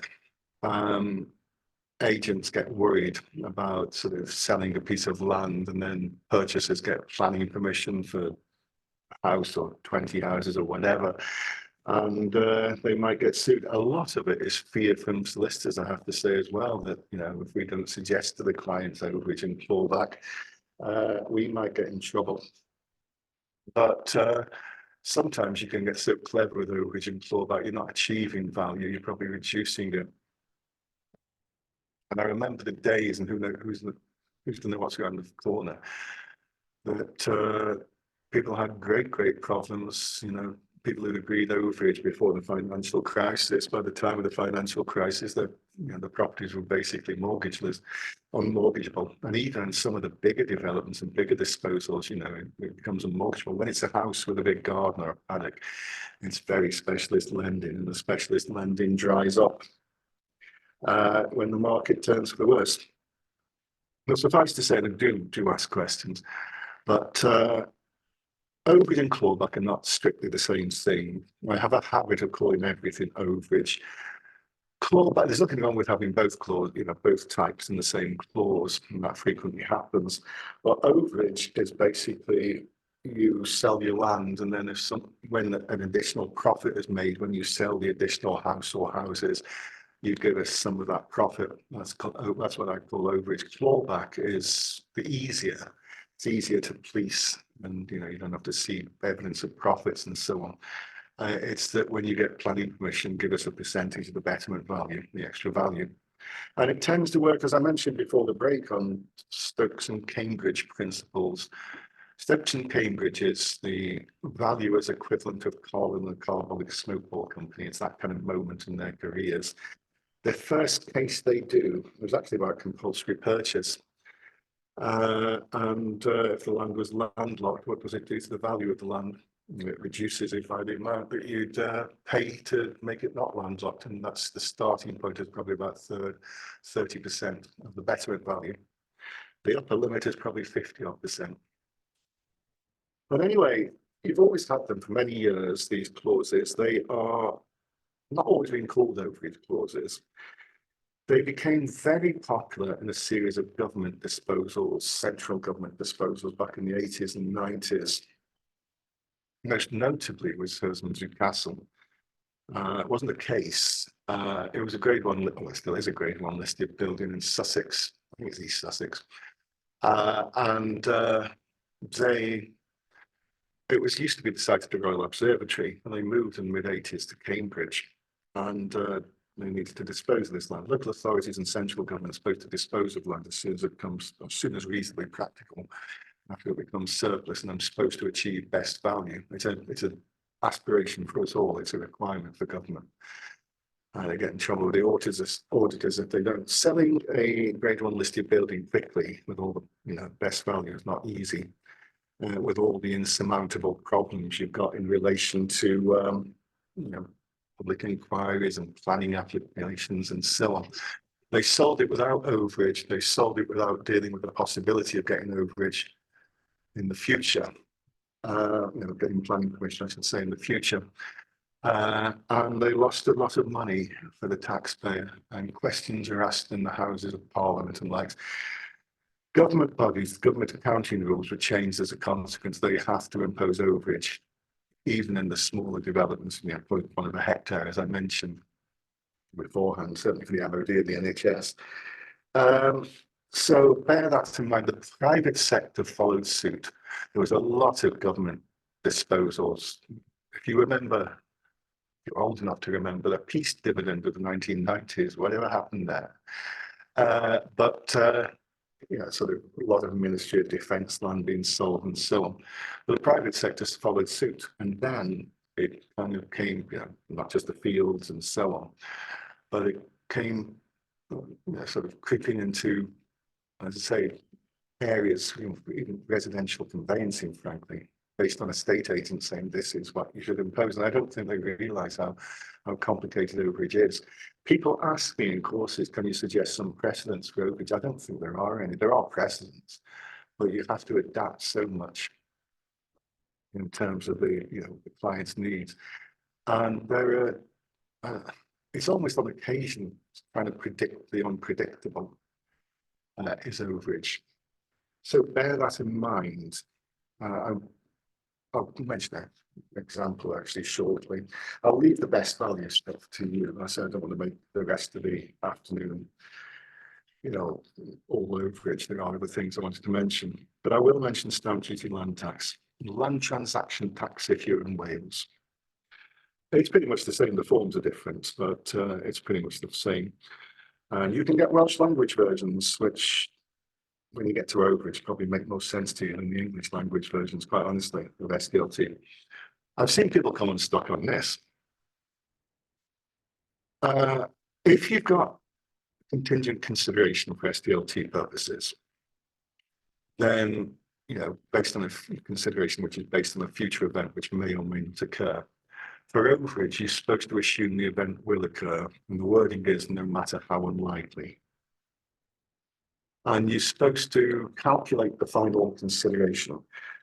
If I should have made this clear in the notes, actually, if the event can occur within 6 months of the transaction, the effective date of the transaction, you have to pay everything up front. But otherwise, which is normally the case with overage, you can ask the revenue to defer payment. One thing I've never understood is how you calculate the final consideration based on the overage event occurring 10 years down the line or wherever. All I can suggest, well, if you knew that, then you wouldn't need overage. But you could, I'm tempted to say, tell the client to refer it to a valuer. But I know what the valuer will say. The valuer will say, we don't know and we're not allowed to judge. The Red Book, their Bible list of valuations, says you're supposed to take into account, past trends and current prices, but not future valuations. I think whatever you include, the client has to agree with. It's their valuation, it's not mine. And also, I've seen people assess the valuation as zero when the revenue accept that. It kind of begs the question, why do you need that overage if you don't think there's any prospect whatsoever of the trigger event occurring? But whatever you put, you ask the revenue to defer payment of the additional amount. You got 30 days still, not the, and it went down to 14 days for the one transaction returns to be sent. Then you've still got 30 days for it to ask. The revenue don't have to give you a deferral, but if you ask, I've never seen them not. If you don't ask for the deferral, they could charge you the whole amount plus interest on it. Huge amounts of interest. It is best to ask for the deferral, and lots of people don't. Lots of people who should know better don't ask for the deferral. I've come across people, for instance, we've not asked the revenue for any deferral and the likes in relation to overage, and they didn't think there was any prospect of planning permission for their farm, and planning permission, planning policy changes, and suddenly 7 or 8 years down the line they get planning permission, and they have to pay the overage, and they have to pay SDLT on the final consideration, and they have to pay interest at penal rates. And I've seen, suddenly, good news for you in a way, but suddenly the land that you didn't think was going to get any extra value is suddenly worth 10 million quid more. But you've got a huge amounts of interest to pay over 10 years, 8 years, 9 years. So you ask the revenue to defer payment, and you submit together with your land transaction return an SDLT4, which has got questions. Is the deferred consideration, contingent consideration? Yes. Have you asked the revenue to defer payment? Yes. It's a personal tax. If you come to sell, you're still liable. But you should be, dealing with it in the actual sale contract and indemnities and the like. It's in the CPSC inquiries for that reason. Now, I've mentioned the time for enforcement of the overage. I'll talk around this a bit, and also the methods of enforcement. I think it's a surveyor, a sort of valuer's job, or the client's job, to tell you, A, what the overage amount should be, what the betterment value should be. That's not law. And B, what the time period should be. I've seen people referring an overage clauses to 80 years because they got confused with the old perpetuity period before 2010, when it all changed and they've gone up to general election. I must admit, it sort of, it got my vote, any party who wishes to reform the rule against perpetuities, I'm for them. But they used to have to refer to, because it came within the rule against perpetuity period, so rule against perpetuity, so you had a statutory 80-year perpetuity period. It's a bit of a legal fiction, and people got confused with that and had an 80-year overage event. That, said in exceptional circumstances, is excessive. The longer you go, the more difficult it is to police, and you just tying up the land. If I was selling an airfield for development, I'd probably look at 20, 25 years. It's a sort of ballpark. If I was selling a house with a big garden, 5 to 10 maximum. But the valuers and the estate agents who tell the clients that we want overage are the ones who should tell them about that. And I could agree with you that for the next 100 years, if you get planning permission for that land that's sold to you, you give me 100% of the extra value. I could agree that with you. And if you've agreed that with me, that's what you have to pay. That's not good for you, because you don't get your profits, and it's not good for me because you're not going to bother getting planning permission in the first place. Hence, you strike a balance, Stokes and Cambridge 30, maximum 50% of betterment value.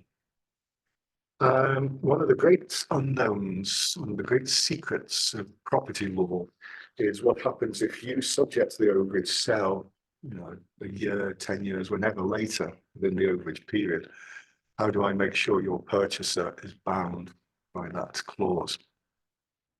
If I could tell you a watertight way of enforcing overage to everybody's satisfaction, including the banks, down the line, series of disposals, I wouldn't tell you. Not in a course like this, unfortunately. I would first make my fortune by writing the book. I can tell there's some esoteric ways, some very esoteric ways, and again, it's not meant to be a pure overage course, and time doesn't limit at all. I can tell you some are worse than others. The best easy way to enforce overage in the smaller disposals, certainly small to medium size, let's say, is by positive covenants and restrictions. It's still, it's the way people maintain private roads, nowadays, and like.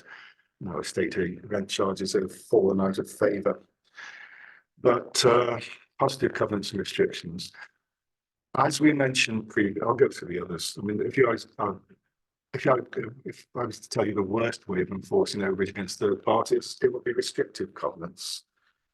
The difference between a positive covenant and restrictive covenant is positive covenant, if you build, give us some money, or if you get planning permission, give us some money. And restrictive covenant is you cannot build, but if you do, then we'll discharge the covenant if you give us some money. You can have ransom strips as a way of enforcing overage, and that you retain the strip of land that is necessary for access. Stokes and Cambridge itself was about ransom strips. We'll give you access to that development if you give us some money. And if you tell you the best way, if you can get it, and there's a big if there, it's an overage charge, which I'll briefly mention shortly. Positive covenants and restrictions would be my favourite option in anything but the more complex, highly expensive disposals. As I mentioned previously in my little getting on my soapbox, the problem with positive covenants in freehold land is that they're not property rights. The effect of the most disastrous case in the whole of property law, Oyster and Oldham Corporation. It's all about maintenance of private roads, X and their successors, that's to maintain the private roads. And of course, the appeal all those years ago said that that's a positive covenant, and it doesn't, they're not property rights like restrictive covenants are. They don't pass with the land.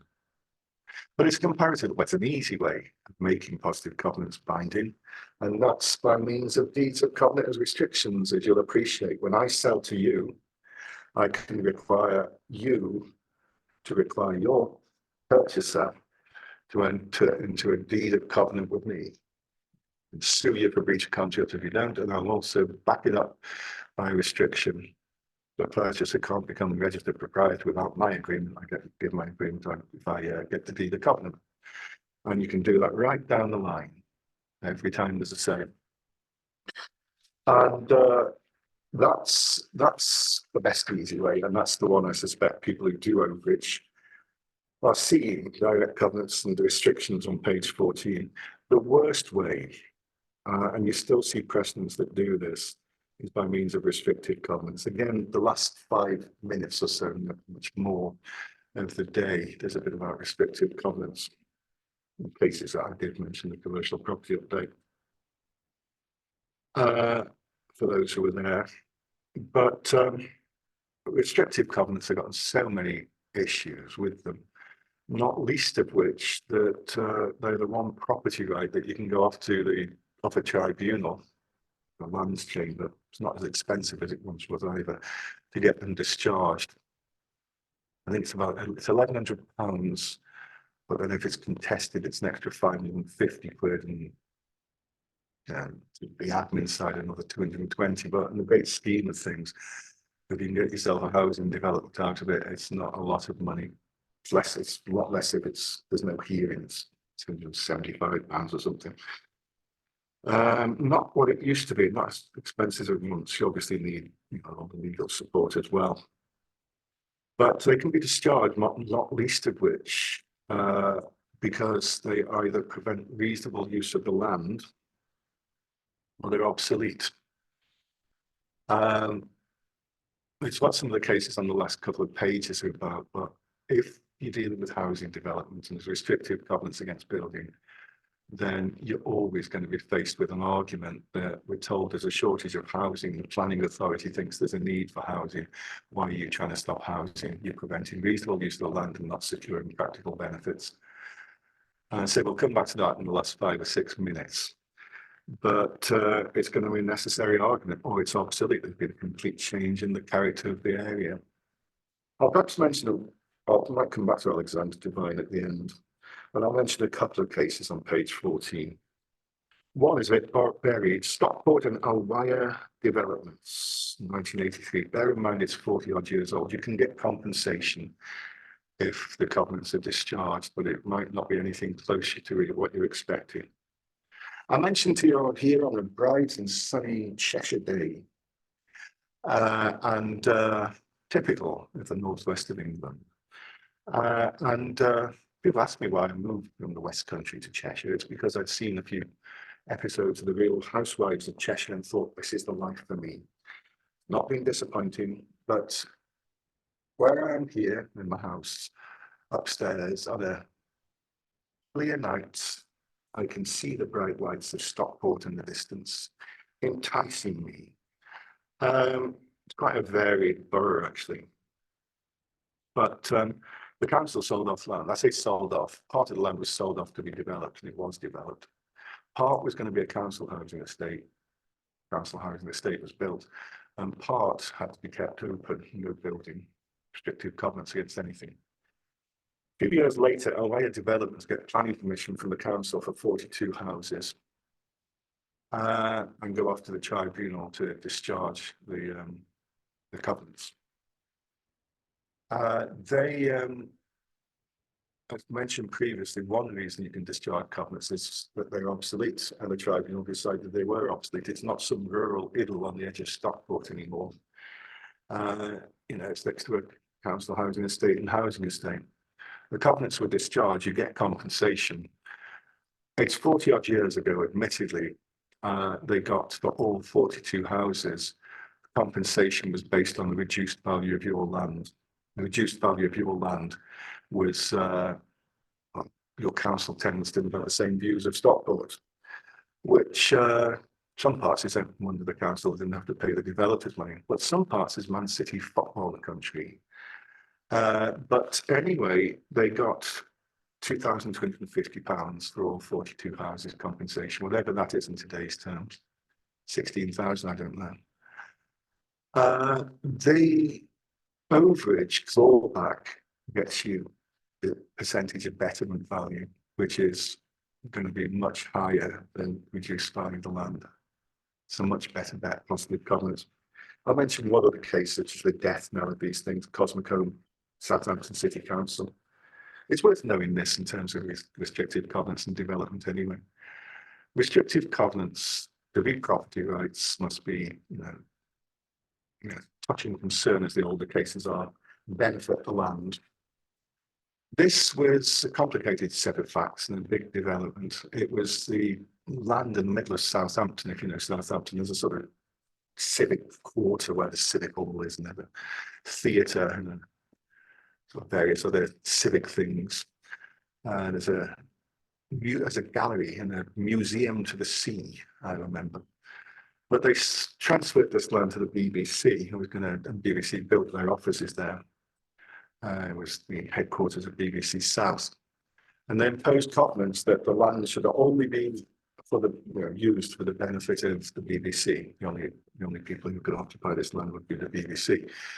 But it went on to say in the agreement that if you were to transfer to somebody else, covenants would be discharged if you paid us a development charge, a certain amount of money. There was a part of a restructuring. They went through a sale and lease back to Cosmicombe, to the BBC. And suffice to say, Cosmicombe went to court for a declaration that this money wouldn't be able to have to be paid at the end of the lease back period. And the court decided that because you accept a development charge to discharge the covenants were purely personal, and therefore the clause was unenforceable. I've seen those clauses comparatively recently. Don't use restrictive covenants. But I've mentioned on, unless you've got questions, pages 15, some of the things about the trigger event. Again, do feel free to ask questions. The most obvious trigger event is what I call clawback, the uplift in value when you get your planning permission. Which is easy to police, as you can see when somebody gets their planning permission. The problem with obtaining planning permission being the trigger is that it could be years of difference between obtaining planning permission and actually getting your money, especially if the market turns for the worst, and not just keep the planning permission live by within 3 years digging the trenches and mothballing the development of, it might be years and years and years later. Or you might decide not to build whatsoever. So the trigger event might be obtaining planning permission. It doesn't mean to say that's when you have to pay your overage or your clawback. That should be put back to a later stage. The other problems you've got, I've mentioned, for instance, I think this is extremely important in this current climate. Certain third paragraph down, certain developments don't need planning permission, and it's changing all the time. Especially in England, it's totally different in this in England and Wales. Another word of warning to you. Because it's permitted development.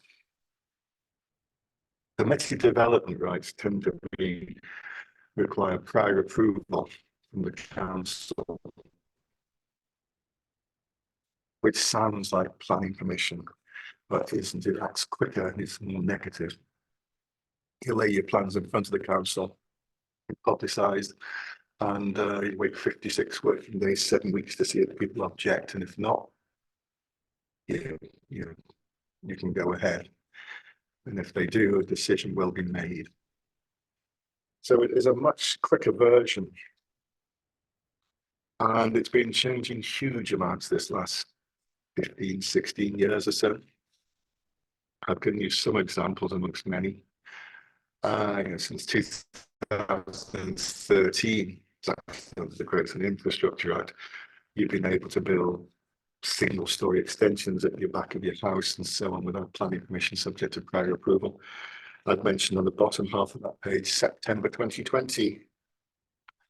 You don't need planning permission to convert your, all the old use classes A1, A2, A3, sort of professional services and lights, and general business use became one big class E in England, not Wales. Commercial business and service use. You can convert your solicitor's practice into a cafe without planning permission. It's going to be the future, a bit like Waterstones, but with law and not books. Since 2021, on top of page 16, or not the top, the second note on page 16, not the way down actually. I've already mentioned, because we're going to come back to them later. Drinking establishments, takeaways, together with, as in the past, cinemas and live performance venues. You always need planning permission for a change of use. And we'll come back to that when we get onto the latter part of the day. Assets of community value. Because you might just find to convert your club into a house, you're not going to get planning permission because it's against the policy of the council. And also the second note, since August of 2021, you can convert your business premises, pubs and drinking establishments, cinemas, live performance venues, and so on aside. Then you can convert them with those provisos into dwellings, C3s. As long as it's been empty for at least 3 months, like commercial use for at least 2 years, and then more than 1,500 square meters, subject to prior approval. Doesn't apply to listed buildings, doesn't apply to World Heritage Sites, national parks. Didn't mention it in the notes, but it doesn't apply to military explosive areas or firing ranges either. So if you've been advising clients to convert their military explosive area into a block of flats, I contact them as soon as I've finished to tell them otherwise you need planning permission. The other one, which has been in the news this last few months, is demolishing is subject to prior approval. There are quite a few provisos, but one or two things you always need planning permission to demolish. And one of them is public houses. Since the protests and the lockdowns, and the statues is one of the other ones. If you remember that Crooked House pub in the West Midlands that they knocked down, they did need planning permission, and the South Staffordshire Council have now told them to rebuild it. But anyway, there's lots of things subject to prior approval. I think that case of London and Ilford sovereign property holdings is a highly significant case. It was one I was mentioning a few years ago again in updates. It was a block of it was a commercial premises, it was office block, about 8 stories, and it was ground floor was sort of restaurants and likes, but the rest were offices in Ilford in London. And they sold the land at great expense. The idea is it was going to be converted into, the offices were going to be converted into flats. Ever since 2015, with provisos in England, you've been able to convert office blocks into flats subject to prior approval but not planning permission. And you probably appreciate loads of offices have been converted into self-contained flats, student accommodation, this kind of thing. It's got to reach saturation point. But anyway, they were going to convert to flats, and once they got prior approval, they'd have to pay the overage. There was a fixed amount of £750,000. And they got the prior approval for the conversion. No one objected successfully. Anyway, the hiccups. It's just gone 4. It's time for the gin. We bought you right off.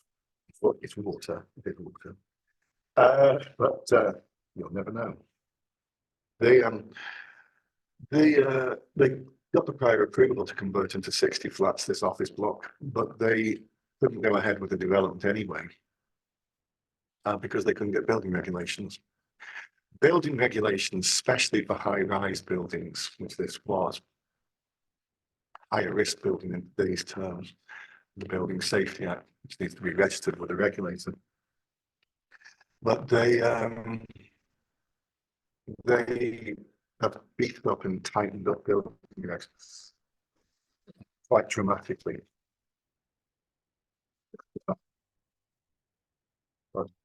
Without restriction. You don't want to go the same way as last week. The problem is that by Thursday afternoon, I've been talking all week, and my voice is going. I do think when it starts here, it does sound quite sexy actually, but it's not very good for talking. Bear with me, I should be okay. But anyway, they couldn't get building regs, and they couldn't go ahead with the development, but they still had to pay the money. That was a standard precedent that they were using. And you never make overage based on some event which may be sort of reversed at a later stage. Standard precedent, certainly before that case, used to say things like if you lose your planning permission, you don't have to pay. They didn't deal with things like building regulations. I'd be very, very careful with that. If you can't go ahead with the development. I think a better bet would be to make sure that, it almost encourages the sort of overage based on profits when you've actually built the property and sold it, give us a percentage of the value. But I'd be very careful with that. I know there's lots of properties like that out there. And I've mentioned also in the next couple of paragraphs, well, not so I've got to bottom about the next paragraph, but the bottom two on page 16. If you develop without planning permission, I should have, my apologies on this, but I better update this a little bit. If I haven't done so, I haven't done so, I forgot, sorry about this, I'll tell you shortly. The local authorities could only enforce planning breaches for a certain time. Historically, if it's building, mining or engineering work, and also single private dwelling breaches, planning conditions being breached, it's 4 years. If it's any other planning breach, it's 10 years. The time period, just because local authorities can enforce within those time periods, there's a lot of guidance, doesn't mean to say they will enforce. So, you need to deal with an overbridge. What happens if the local authority doesn't take enforcement action? So if you breach planning permission, then, you have to pay the money, the overage money, even if you subsequently, there's no enforcement action likes. I should have put it in the notes. It's just buried a little bit, so I neglected to. I did mention it in the update last week. The enforcement period for building, mining, engineering works and single dwelling except conditions went up to 10 years. And it went up to 10 years from 4 years in England on April the 25th, whenever that was, a week ago. So bear that in mind. It is 10 years. It seems not to be retrospective. But the government was saying they were going to give us guidance on that, which hasn't materialised. And I've mentioned other things besides in relation to overage, like the fact that you don't have to be the owner of the land to in the planning application in. So that micro design case in Barrett David Wilson, BDW, is a case on that. I can have a grudging respect for people like this. You shouldn't, but they sell us out the land with overage. If you get planning permission, give us some additional money. sorry, I say if you get planning permission was obtained, give us some extra money. And the seller obtained the planning permission. And I think the buyer was very fortunate because the court decided there must be an implied term that you won't get planning permission for your own, if you're the person who sells. And it shouldn't have been, need an implied term, it should have been expressly there. I've seen other problems in overage and clawback. I've mentioned the start of the development being a possibility or realization of value when you actually sell the property and get your profits, which is overage. Difficult to please because you'll need to see evidence of the profits. But I've seen problems with people not dealing with where you get multiple planning applications. You get planning permission for one house, you pay the overage, and then you get planning permission for another 50 houses. So what you should do is sort of have a sort of staircasing. Well, there's precedents don't do this, but when you sell the property, you pay a percentage of the betterment value, and that becomes the base value for the next time you sell, and so on and so on. Sorry, get planning permission, I should say, not sell. That becomes the base value. The next time you get planning permission, you pay betterment value on that. I've seen examples of, you should be dealing with the fact that sales should be to a arm's length negotiations and arm's length agreement, because otherwise you might just sort of sell to your spouse for 30 quid and pay them a tenner. So it's got to be an arm's length agreement. Going back to the complexities and almost having to try and predict things with overage. I came across one. I was doing a big conference, one of those hundreds of people in the room conferences in Kensington Town Hall, which I no longer do. I do, because we're not getting hundreds of people in rooms nowadays, anyway. But I used to do it in Bristol, but not too long ago, holiday, and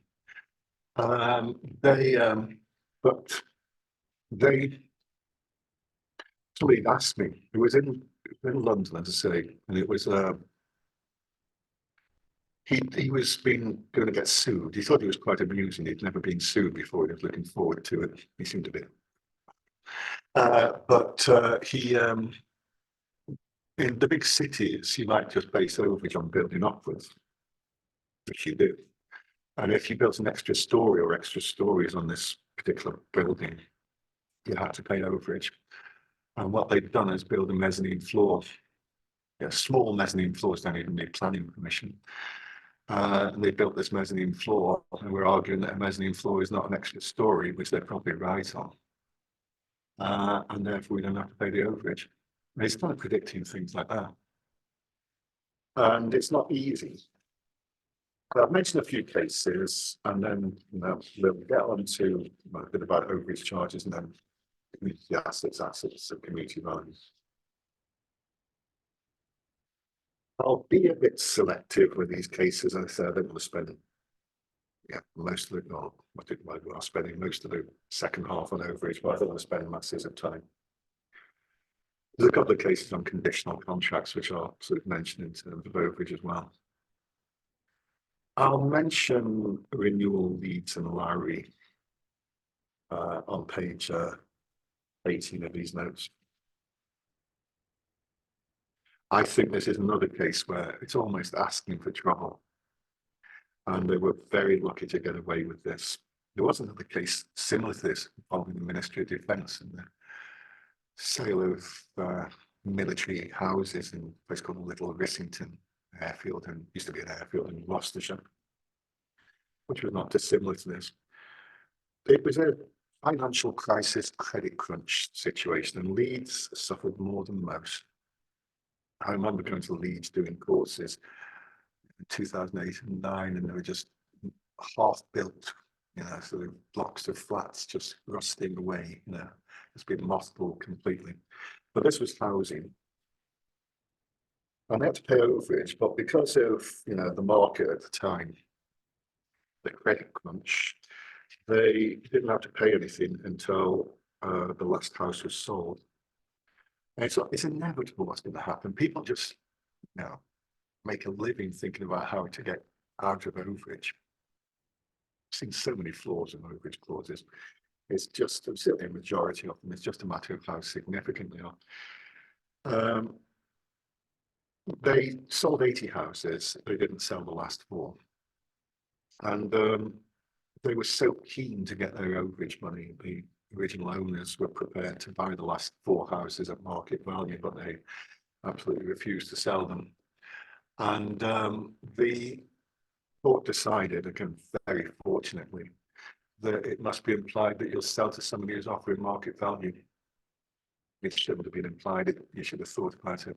You should have included it expressly.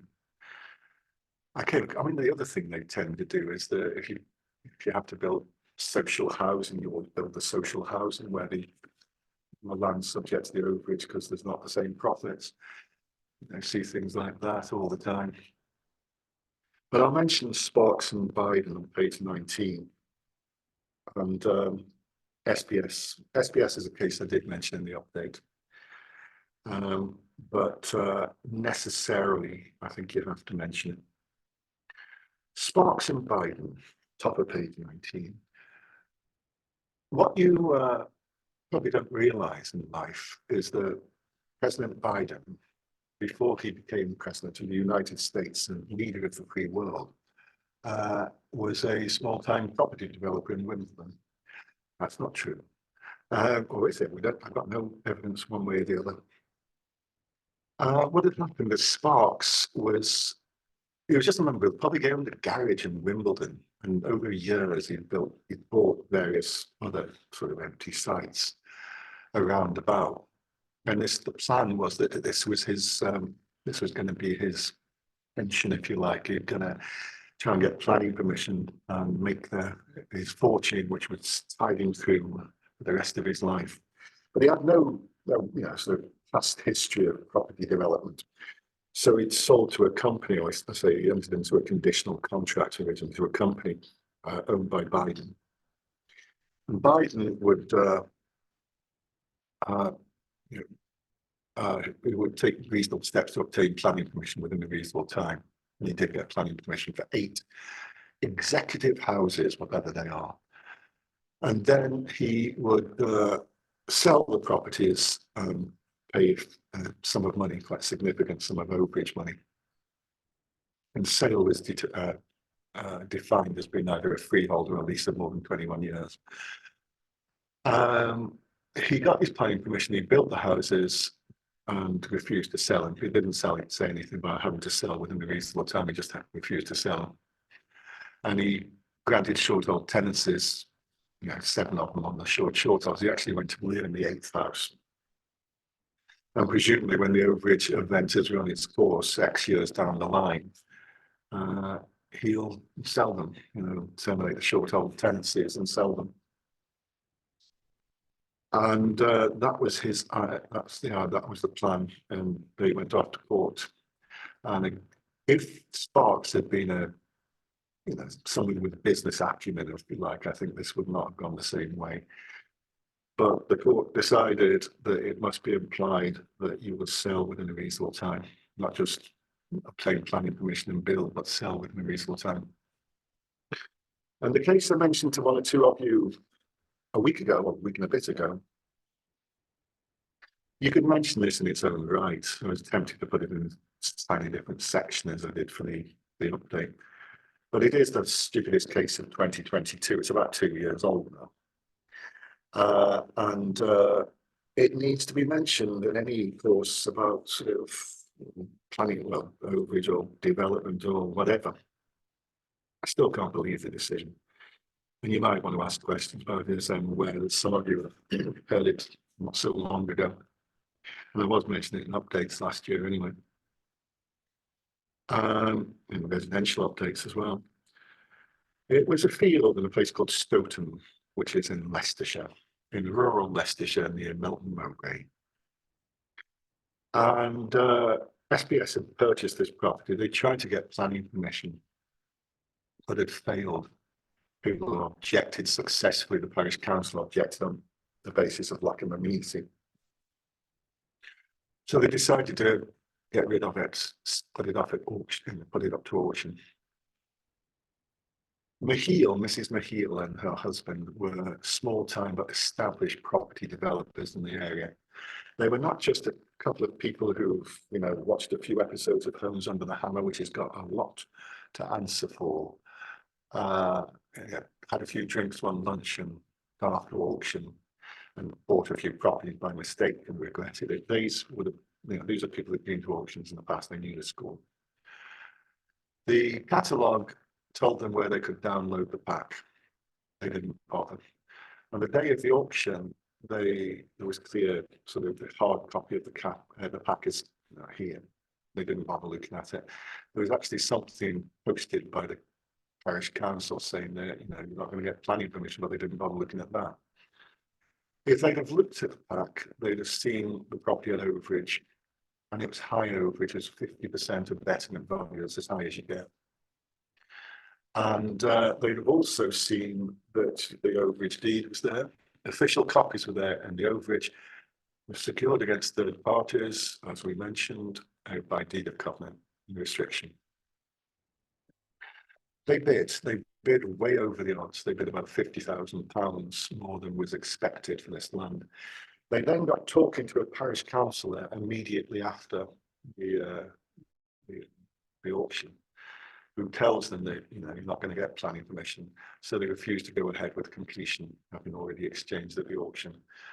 And SPS Groundworks, well, they put the property up for the auction again. They got £50,000 less than the original price, so they sued Maheel for the difference. And I still can't believe it. I think I mentioned the commercial property update, but I did look at the judge who decided this case because it just seems bizarre, because I'd never heard of him, and he was a family lawyer. He was a family court judge. And but he said that overage is a defect in title. It isn't. It isn't a defect in title at all, and you're duty bound to notify potential purchasers of any defects in title. Because you didn't, they were not bound. That's just absolute nonsense. As I mentioned in the update, if overage is a defect in title, restricted covenants would be a defect in title.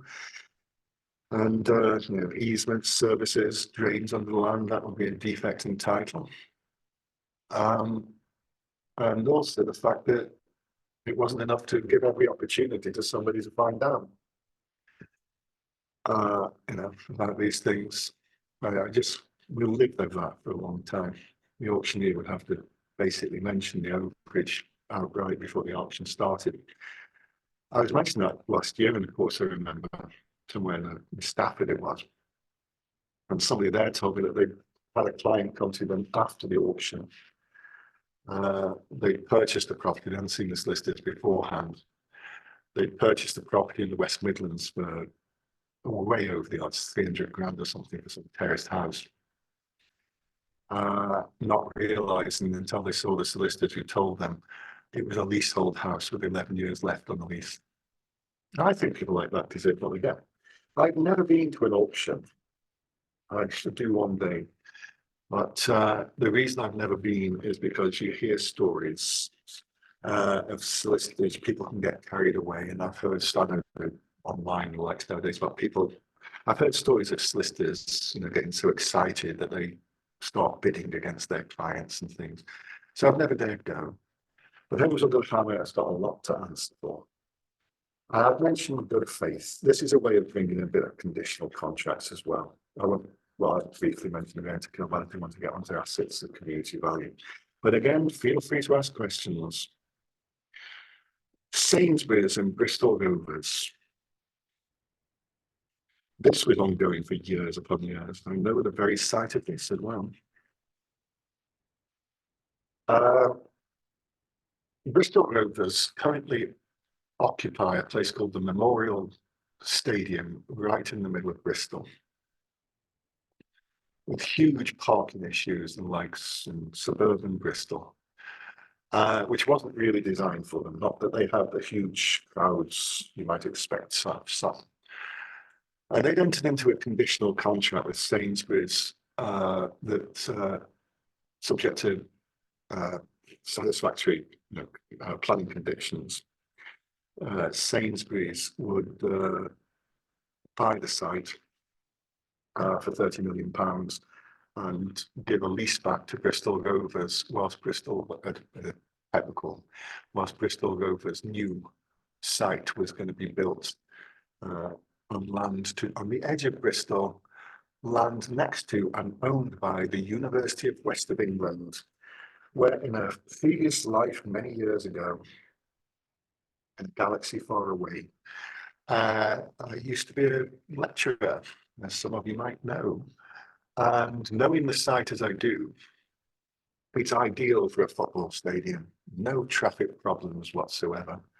On that particular place, it was easier to drive to the Holiday Inn and park your car illegally there and just walk up. It was a lot quicker than trying to go the last few hundred yards. But anyway, so well, basically what then happened is that they got planning permission, but subject for the new supermarket, but subject to planning conditions, which were deemed to be unacceptable to Sainsbury's. It was things like, because it's in a suburban area, deliveries can only be at such and such a time, you've got shut at such and such a time, and so on. And Sainsbury's refused to go ahead with the contract. There was provision that if you could get QC's opinion to the effect that you've got a more than 60% chance of success in appeal, you should appeal, but they couldn't get that. They said, the council that they asked said otherwise. Sainsbury's refused to go ahead. The reason Sainsbury's refused to go ahead was not because of the planning conditions. I think everybody accepted this. It's because they didn't want a big supermarket there, because that's not the nature of supermarkets anymore. The competition is with your Aldi's and your Lidl's, it's smaller supermarkets. So Bristol Rovers took it as far as the Court of Appeal. You have lost a lot of money as well, actually. But took them to the Court of Appeal. There was provision that the parties have to act in good faith, like you see in the planning and conditional contracts and also overage. And the court decided that good faith provisions don't require you to go against your commercial best interests. And they don't also require you to go against the clear wording. You don't have to appeal if you don't get 60% chance of success with council. So Bristol Rovers lost. Those good faith provisions are not worth much in conditional contracts or overage. Briefly overage charges and then assets of community value and briefly restrictive covenants. And again, no questions so far, but do feel free to ask. Overage charges, they're not for the faint-hearted. There's nothing wrong with having both direct covenants and restrictions and an overage charge. But it's not a difficult concept, together. You can have the deed of covenant included within the charge. Basically, it's a charge like any other charge on your property, like the charge whereby you buy your house. But nothing gets paid on this charge until an event occurs, like getting planning permission or whatever it might be, the trigger event. And if you don't pay within a certain time, you pay interest, and you pay eventually, if you don't pay, then they've got exactly the same remedies as if you don't pay the charge on your house. And that's that they could go into possession, sell, get their money, plus interest, plus costs back. And because it's a charge, it gets registered at the land registry. And it will bind third parties until it's discharged, and that's an overage charge. The obvious problem with them is that people who want to charge their properties to buy the property or to develop it to site need other charges, and mortgagees at the best of times don't like people with priority charges. You'd have to include provision that you can charge your property with my consent to somebody else who has priority payment. But then you have provisions whereby we'll refuse consent, can't unreasonably refuse consent, but we will refuse consent if the charge is for the purpose of let's say, it's got to be, the charge has got to be for the purpose of developing or buying that site, and not for some floating charge or whatever. And also, if you have too high a first charge, you're at the vagaries of the market. If the market drops, you'll start eating into our overage charge. So you can only charge the prior charge to say 75–80% of current value. That's not for small developments. It's too difficult to persuade mortgagees. It's for big disposals. And I remember back in 2008, 9, 10, even the bigger disposals, even people like the MOD, they couldn't get through overage charges. People just wouldn't accept them. Mortgagees wouldn't accept them when acting for a purchaser. But I'll get on to the last pages, and I won't spend too long on the last 2 pages. Other ways of reducing value. This took off much more than I ever thought it would. But page 22. Do feel free to have any anecdotes on this. And it's the Banner Holmes case I wanted to really stress. It was the Localism Act of 2011 that introduced assets of community value, page 22. It's not the best drafted legislation. There have been a lot of first-tier tribunal decisions. But basically, it allows various voluntary and community organisations, they're going to be corporate bodies, to apply to the local authority, the district or the unitary council, not the counties, to get something listed as an asset of community value. It's usually parish councils that do, make the application, but it's not uniquely. You can set up something called a community interest company, whereby you can apply for listing. And the Campaign for Real Ale got an application through in the early days of this. If there's got to be, you have to have an interest in that locality or neighbouring locality.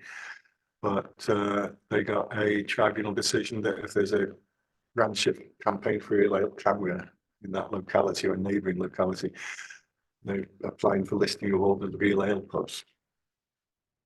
And as we said previously, you need planning permission nowadays to, not just prior approval, to convert a drinking establishment into anything else. Basically, when it gets listed, it should be listed. You've got the sort of detail of it. If it's in the recent past, which isn't sort of defined, but could be years ago, it furthered the social well-being or cultural, recreational or sporting interests of the local community. It's on the bottom of page 22. And if it gets listed, there's a possibility of it fulfilling that interest in the past. Doesn't apply to ancillary use, secondary use. There's always arguments about car parking areas and the likes. Is a car park ancillary to the building, or is it useful for the community? There seems to be places where listings go one way or the other without apparent reason. The list of community assets is a public document. If it's listed, it should be registered as it should be on local land charges, and there should also be something called a Form QQ restriction dealing with disposals, and given documentation for the land registry before you can become a registered proprietor. If you then want to dispose of the land, there's a few exceptions, such as gifts and interfamily transactions, disposal of a part of the whole. And the most important, it doesn't apply to residential properties either, but the most important is transfers of going concern. It's still going to be a pub when it gets transferred. I remember people asking me in the early days of this, well, what's the problem there? Is that until we know who the successful bidder is, we don't know whether it's a transfer of going concern. But you're supposed to, it applies to freehold disposals and leases of more than 25 years. It doesn't apply to leases of less than 25 years. But that's where, if it's a 10-year lease or something like that, that's where you have to comply with the restriction and give the land registry evidence that you can become a registered proprietor. You start off with an interim moratorium period. The local authority has to notify the community interest, the group that applied for the listing, and advertise the facts for 6 weeks. And anybody can, any corporate organisation within the community can apply, express an interest. If they don't express an interest, you can do whatever you like with the land and sell it off for development or whatever. But they and so the property becomes delisted from that moment on. I should have mentioned that the listings only last for 5 years. You can then apply for a new listing. If they do express an interest, you've got a 6-month period to decide on, the purchase of the property and so on. And then it's not a right of first refusal. I remember it came into force, the government was saying this is a right of first refusal. It isn't. It's a right to be given 6 weeks, 6 months, 6 months from the initial notice to make a bid. But at the end of the day, they can sell to whoever they like to sell to. And I thought when it came in, then there's going to be loads of applications, loads of listings. And there have been loads of applications. Just all the failed applications are supposed to be registered as well. It's an open document. And I've been amazed at how many situations the locals have actually been able to find the money to buy. I mean, the first was a pub in Edmonton in London. I remember it's an Art Deco pub that was going to be under threat of being sold off, like a lot of pubs, for development. And it got listed. In that 6-month moratorium period, the locals got a National Lottery Heritage Fund grant. And so they were able to buy. But some of the listings are bizarre, not just pubs. Pubs are the commonest. All the public conveniences of Lewis and Sussex, they've been listed. All the pubs of Otley in West Yorkshire, 17 of them. They've obviously got some problems there. But all 17 pubs have been listed as community assets. It's a great place for people to have a pub crawl, apparently. So they thought it was necessary to list all 17. Green and Common Air Base, the control tower. If you're old enough to remember where the cruise missiles are stored during the Cold War, it's now got listed as a community asset, and it's now, if you want a nice day out in Newbury, it's now a museum to the Cold War, where you can just, muse over nuclear destruction and a nuclear winter. And also, there's a restaurant there you can take a loved one to. The thing about the restaurant is all the food is microwaved and no one knows the source. But anyway, that's another story. Good day out, I'm sure. Never done it myself. But you've got a few cases involving pubs, for instance. It's got to have in the recent past, community asset. If it gets listed in the future, it might be. And Sander in South Oxfordshire, 6 years unoccupied pub was still able to be listed. Milton and North Devon District Council, the White Hart at Bratton Fleming, if you know the area. That had been empty for 8 years. That didn't get listed. A lot of the cases depend on the fact they're first tier cases. The Evenden case in Brighton Hove was a closed down pub in Rose Tree or something in Brighton. And they're being closed, like all these pubs have been closed because it wasn't making a profit. But it still got listed, and the fact it's making losses when it got closed down some years previously is irrelevant. And the list goes on. I remember when I lived in Bath, there was one there. Well, there's several. The Pack Horse at South Stoke was one, just on the edge of Bath, the southern edge on the Cotswold, just about in the area of outstanding natural beauty.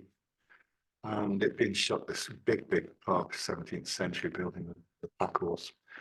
And it had been shut down for some time, but they got it listed as a community asset. But somebody bought this land intended to develop it as housing. It was a big site comparatively, but the locals got it listed as a community asset. The person who bought the site then put in a planning application. They made a bid for it, which was rejected because it was too low. The owners of the site put in a planning application, and the council refused the planning application. You always need a planning application, not just for assets of community value, but nowadays for any pub. It's 2020. And they refused it. It was before that, actually, about 2018, 19. They refused it on the grounds that it's a planning consideration. The fact it's an asset of community value is a planning consideration, and also it's a community hub, just like the shop or the post office in the village. And their planning policy was not to allow change of use of a community, hub. So they failed. They couldn't do anything much with the land, so they eventually had to sell to the locals as a community pub. I haven't been there since I left 6 years ago. We'll have to see if the locals are true to form and actually using the place, because that's the reason they shut in the first place, because they weren't. The important case is Banner Homes. This is not a well-known case, and it should be. It's a shame the Court of Appeal didn't deal with some of the issues in first instance. And at first glance, it seems like a village green thing, which you started off with. And for various reasons, it wasn't. I've seen examples where nowadays people claim both village green and asset of community value. South Bank subway is both. Various football grounds have become community assets, small non-league ones and big ones alike. Old Trafford has become a community asset, listed by the locals. The locals of Surrey, I think, but sorry about that. But Newcastle United and so on. They're sort of delaying tactics quite often. But Banner Homes had acquired this site back in 1996. About 20 years before the application put in just over. And they'd not done anything with it. It was in St Albans. It was in the green belt around London. It was a field, and it was discussed with a couple of footpaths. They didn't do anything with it because they didn't think they'd get planning permission initially. Then, about 13, 14 years ago, planning policy started to change, so it looked like they might be able to get planning permission. And the locals put an application with the council to be a community asset. And it was based on the fact that the locals would, you've heard it towards the beginning, but with dog walking on this land, non-linear walking, and all those things we looked at in relation to village greens. So it got registered as or listed, I should say, as an asset of community value. When that happened, Banner Homes fenced off the land. They had to keep the footpaths open, but they sort of fenced either side of the footpaths, so you could just walk around this narrow footpath and nothing more. So if they continued using the land, they'd be trespassing. But nevertheless, it went to the upper tribunal, and the upper tribunal said, they put an application for planning permission, and the council decided because it's an asset of community value, we're not going to give planning permission. Sometimes cases have said that they will give planning permission, they won't, it's just up to the council and their policies. But they wouldn't give planning permission. Banner Homes fenced off this land. It went to the Court of Appeal. The Court of Appeal didn't, unfortunately, deal with the planning side of things, and whether it's a planning consideration or not. So that's been left a bit vague. But I've seen councils, decide it's a planning consideration. In fact, it's an asset of community value. This pattern. But the Court of Appeal did say it could still be an asset of community value, even though you were trespassing, to climb over fences and actually be on the land. But why that hasn't taken off is not well known, a bit beyond me. Last little bits people might voice packs in. If it becomes an asset of community value, you can claim compensation for your loss from the council. You haven't got the money. But in Fielder and Harrogate, it was a pub in North Yorkshire, not in Harrogate itself, but village. And this was an empty pub that Fielder owned, and it has an asset of community value. It's telling me my internet connection is unstable. told you at the beginning, I had yet again problems eating an open reach just before we started, so I'm going on a router, but it should be okay. We've almost finished anyway. It's probably all the kids are getting home now. Not my kids.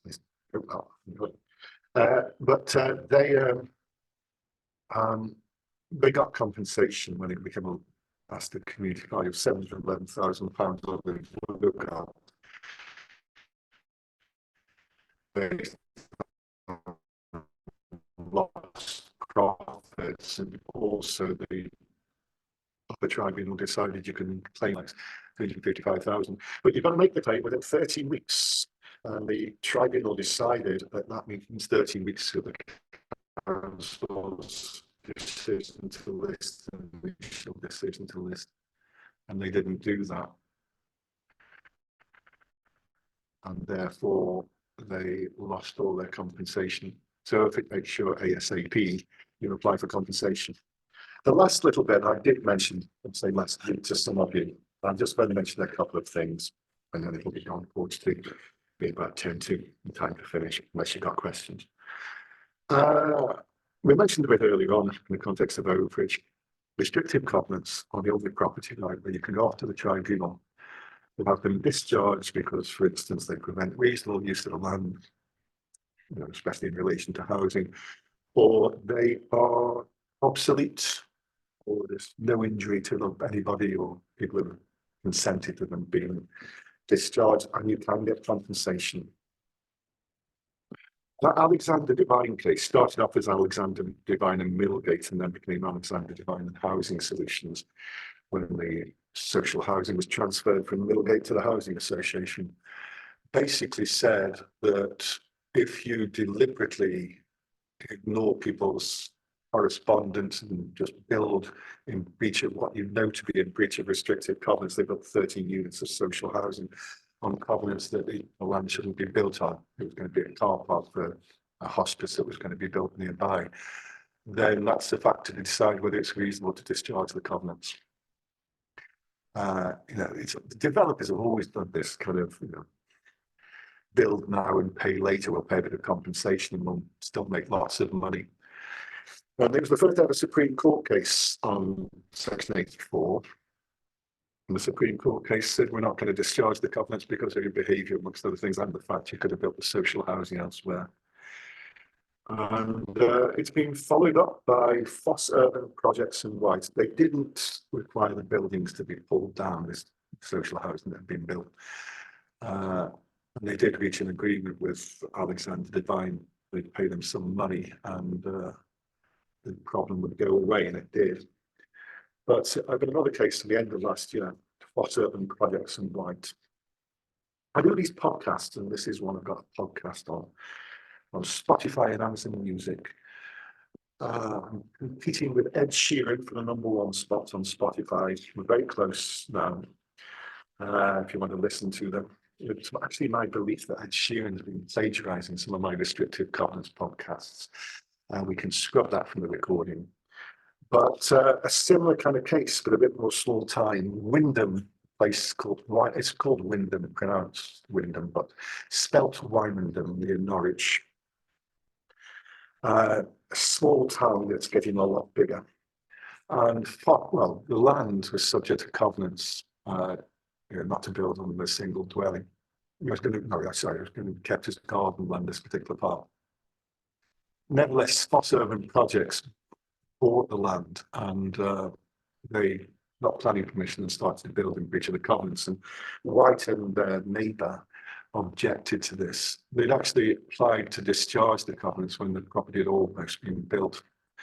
And by the time they got to the tribunals, they were living, it had been built, and the people who owned Foss Urban Projects were living there. They tried to argue it's preventing reasonable use of the land if you don't allow housing. The planning authority thinks there's a need for housing. And also, there's been a total change in the character. It used to be on the edge of this large, you know, sort of large village, small town. And now there were 30 houses nearby, around about.